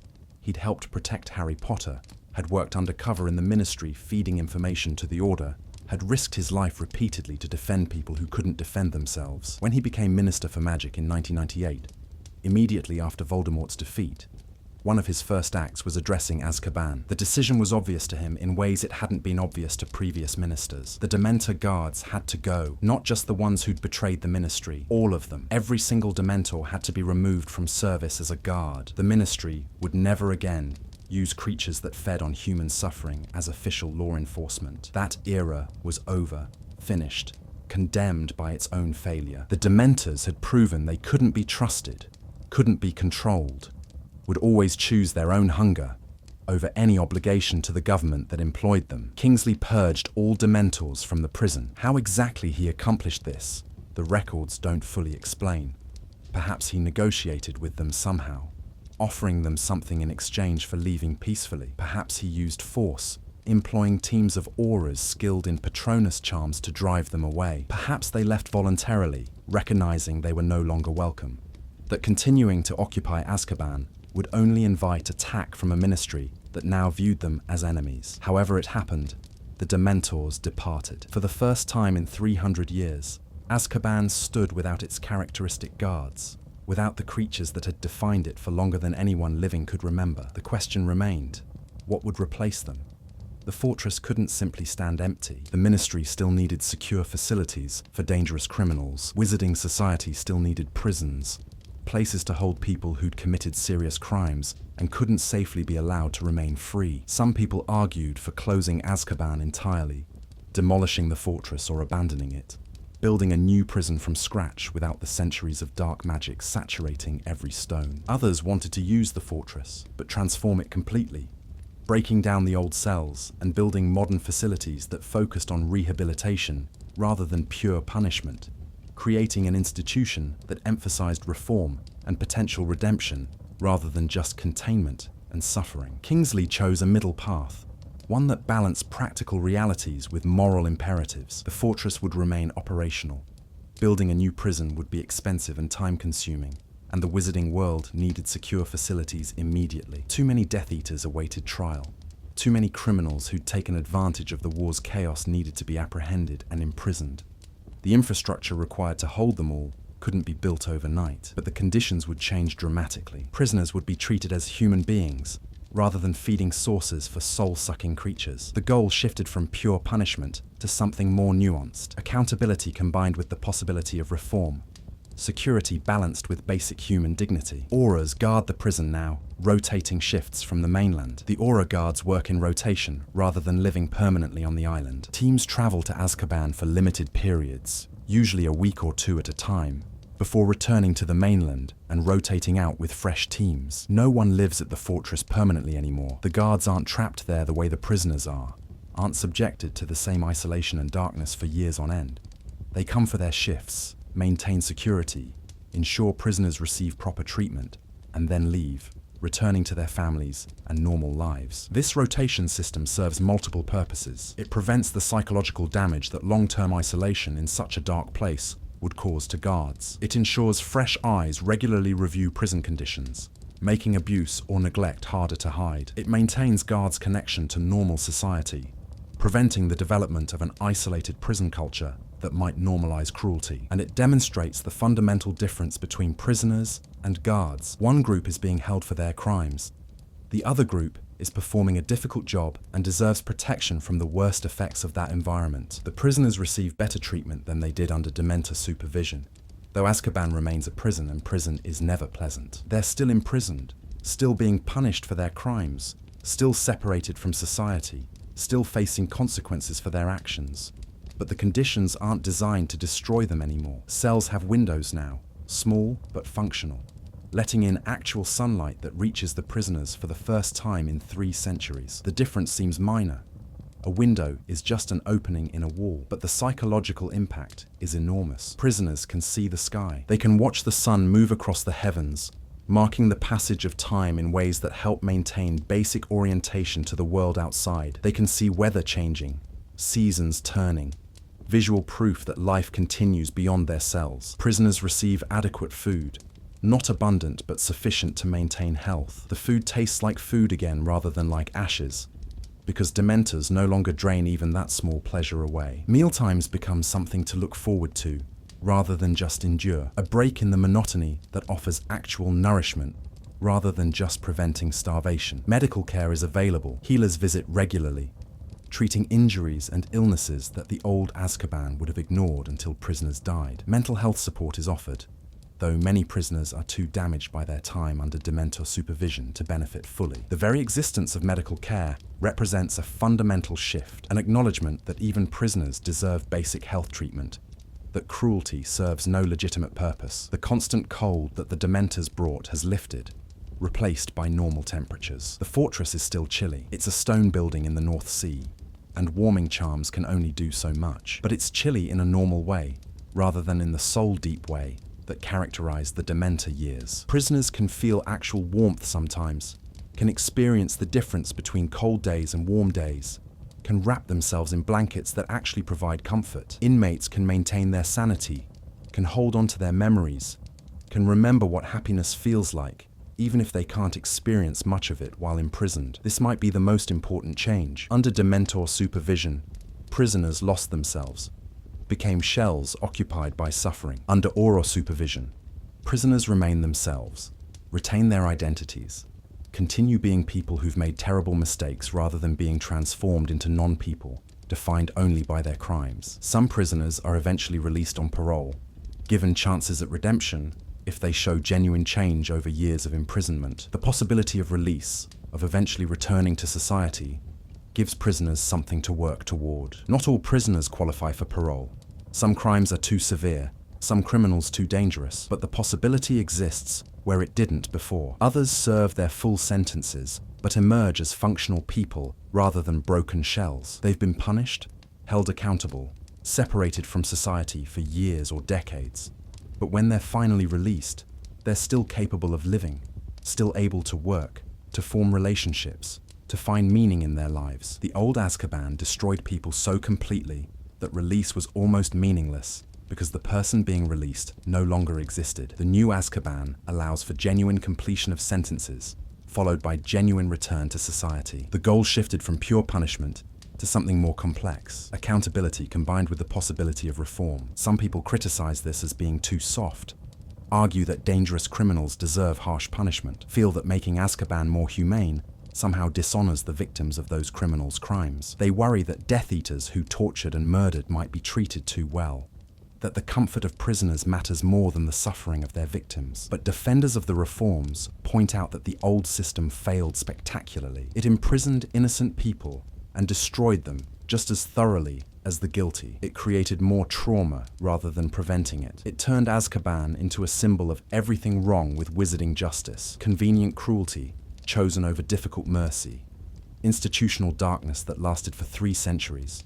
Because no one wanted to do the hard work of reform, the fortress lost its darkest shadows. Dolores Umbridge ended up in Azkaban herself, imprisoned for crimes against Muggle-born wizards during Voldemort's regime. She'd run the Muggle-born Registration Commission, an office created to persecute innocent people whose only crime was being born to non-magical parents. She'd sent countless people to Azkaban on false charges of stealing magic, knowing full well they were innocent.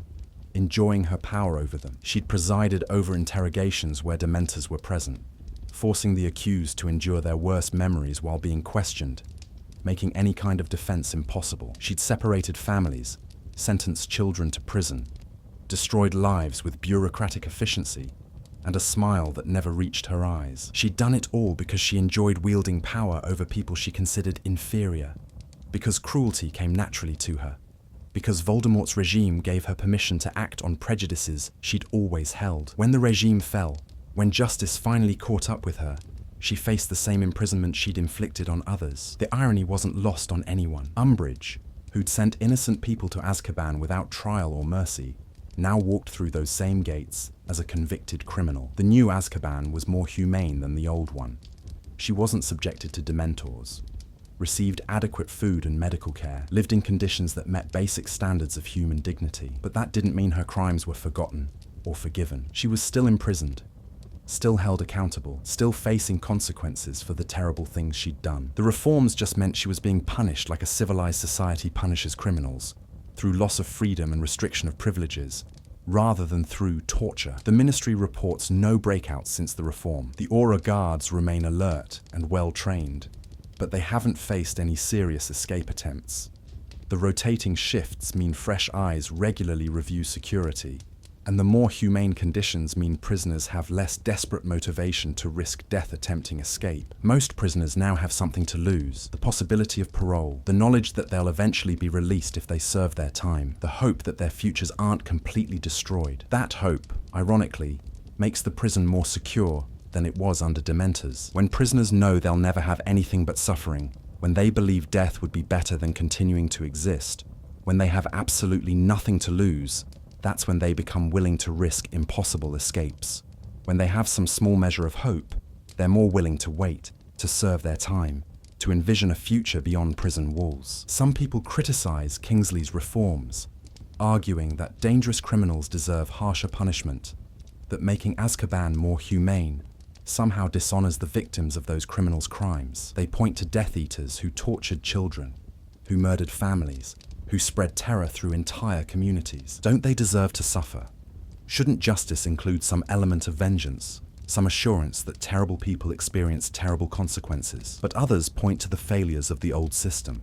They remind critics that Azkaban under Dementors imprisoned innocent people alongside the guilty. Sirius Black spent 12 years there for crimes he didn't commit. Hagrid was sent there twice for things he didn't do. Morphin Gaunt died in prison for murders his nephew committed. Stan Shunpike was imprisoned for drunken bragging. The list of innocent people destroyed by Azkaban stretches across 3 centuries. The reforms don't excuse the crimes of guilty prisoners.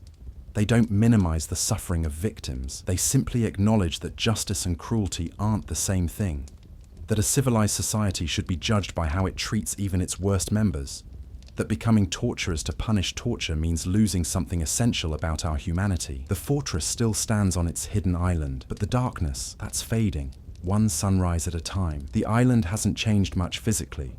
The fortress looks the same from a distance. Dark stone towers, walls that seem to absorb light rather than reflect it. The general atmosphere of a place that has witnessed too much suffering to ever fully recover. The cliffs still rise straight up from the North Sea.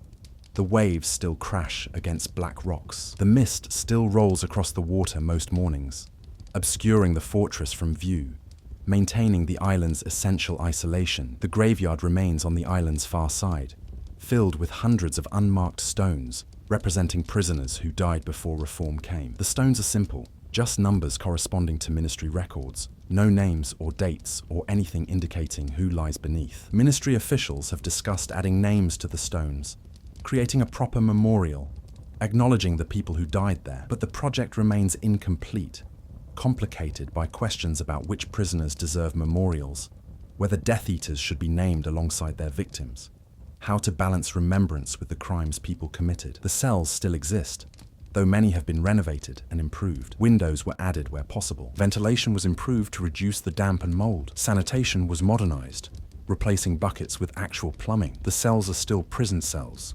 small, confining, basic, but they're prison cells rather than torture chambers. But something fundamental has shifted over the years since reform. The oppressive weight that hung over the island for 3 centuries has lifted gradually.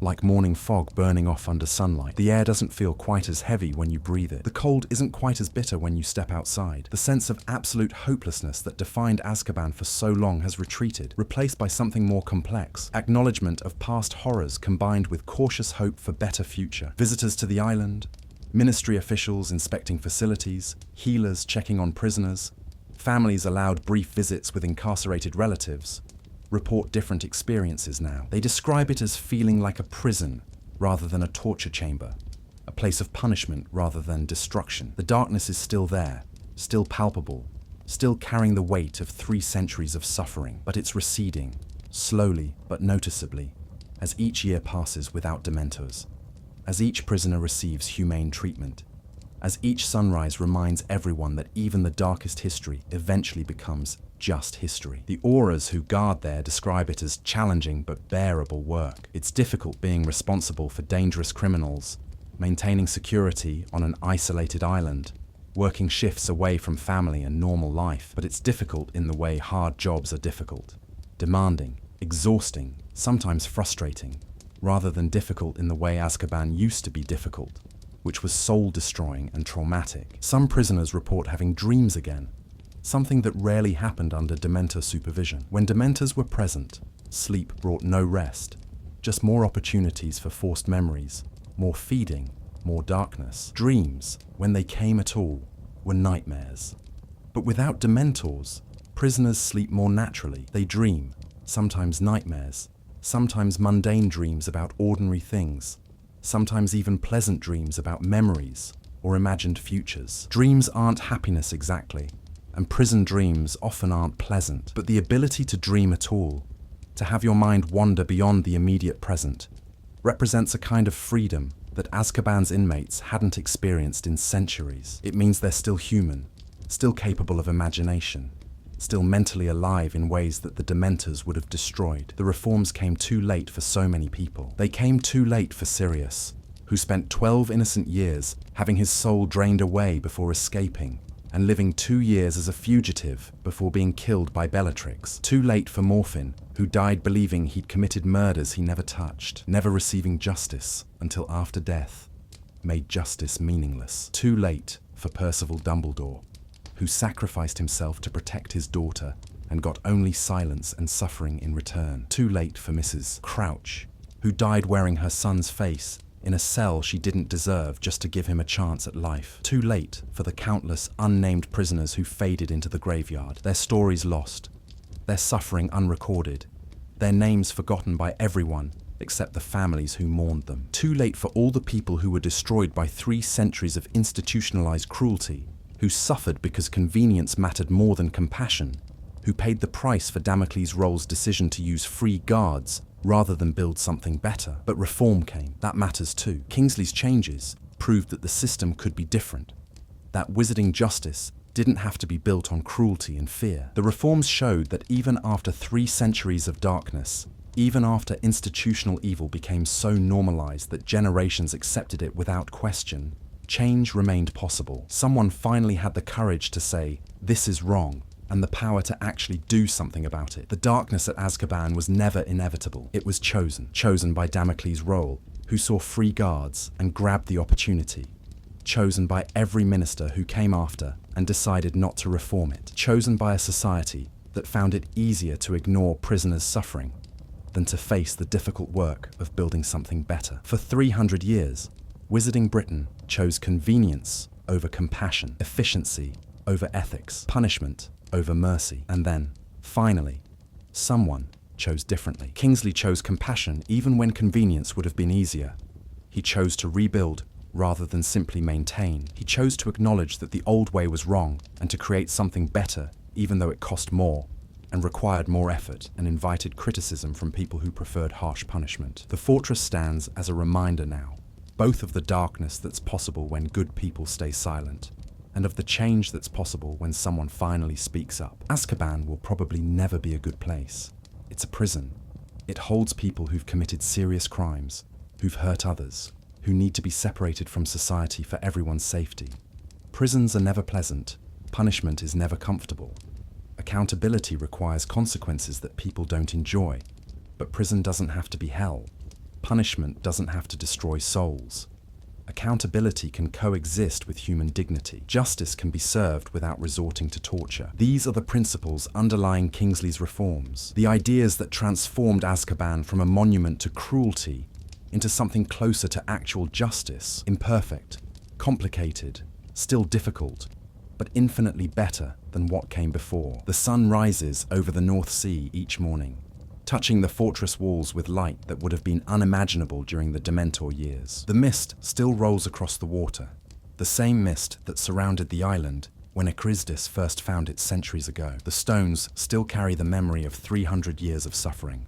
Magic remembers, and places saturated with that much pain don't forget easily. The fortress will probably bear the scars of its dark history forever. Will always feel colder and heavier than buildings where terrible things never happened. But the Dementors are gone. The endless cold has lifted. The absolute hopelessness has retreated, driven back by the simple but profound act of treating prisoners like human beings, rather than feeding troughs for soul-sucking creatures. The darkness is fading, one sunrise at a time. And that's where the story ends, not with easy answers or complete redemption, but with the knowledge that even the darkest history can become history, that even the worst institutions can be reformed, that change comes slowly, but it comes if someone has the courage to initiate it. Azkaban's dark history is finally history rather than present.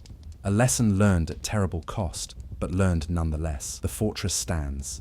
The prisoners remain, serving sentences for crimes they committed. The guards watch carefully, maintaining security while treating inmates humanely. But the soul-draining shadows that defined Azkaban for 300 years have lifted, replaced by something closer to justice. Imperfect, complicated, still involving punishment and confinement, but infinitely better than what came before. And on that hidden island in the North Sea, where darkness once reigned absolute, where Ecrizdis built his fortress of cruelty and created creatures of pure despair, where the ministry chose convenience over compassion for 3 centuries, where innocent and guilty alike suffered under guards that fed on misery, there, finally, sunlight reaches the cells. The name Azkaban will always carry weight in wizarding history. It will always be remembered as a place where terrible things happened, where justice failed repeatedly, where institutional cruelty became normalized. But it's also becoming a reminder of change, of reform, of the possibility that even the darkest systems can be transformed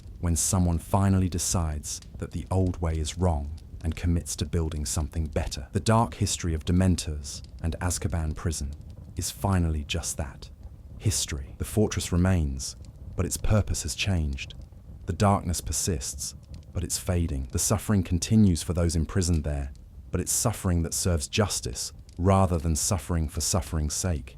And that difference, that fundamental shift from cruelty to accountability, from torture to punishment, from hopelessness to possibility, that's what Kingsley's reforms accomplished. That's what 3 centuries of darkness finally taught wizarding society. That's the lesson written in the stones of Azkaban, purchased at the cost of countless destroyed lives, but finally learned. The island sits in the North Sea, still hidden, still isolated, still home to a prison that will never be pleasant. But the absolute darkness has retreated. The soul-draining horror has ended. The Dementors are gone. And on that island where suffering once defined everything, where despair was the only constant, where hope went to die, sunrise happens every morning now. Light touches stone. Warmth reaches places that knew only cold for 300 years. And prisoners, looking out through their new windows, can see the sky and remember what it means to be human. The dark history of Dementors and Azkaban prison has become just that, history. The present is difficult. The prison is still a prison. Justice is still imperfect. But the worst has passed. The darkness is fading. And every sunrise proves that change, however slow and difficult, remains possible.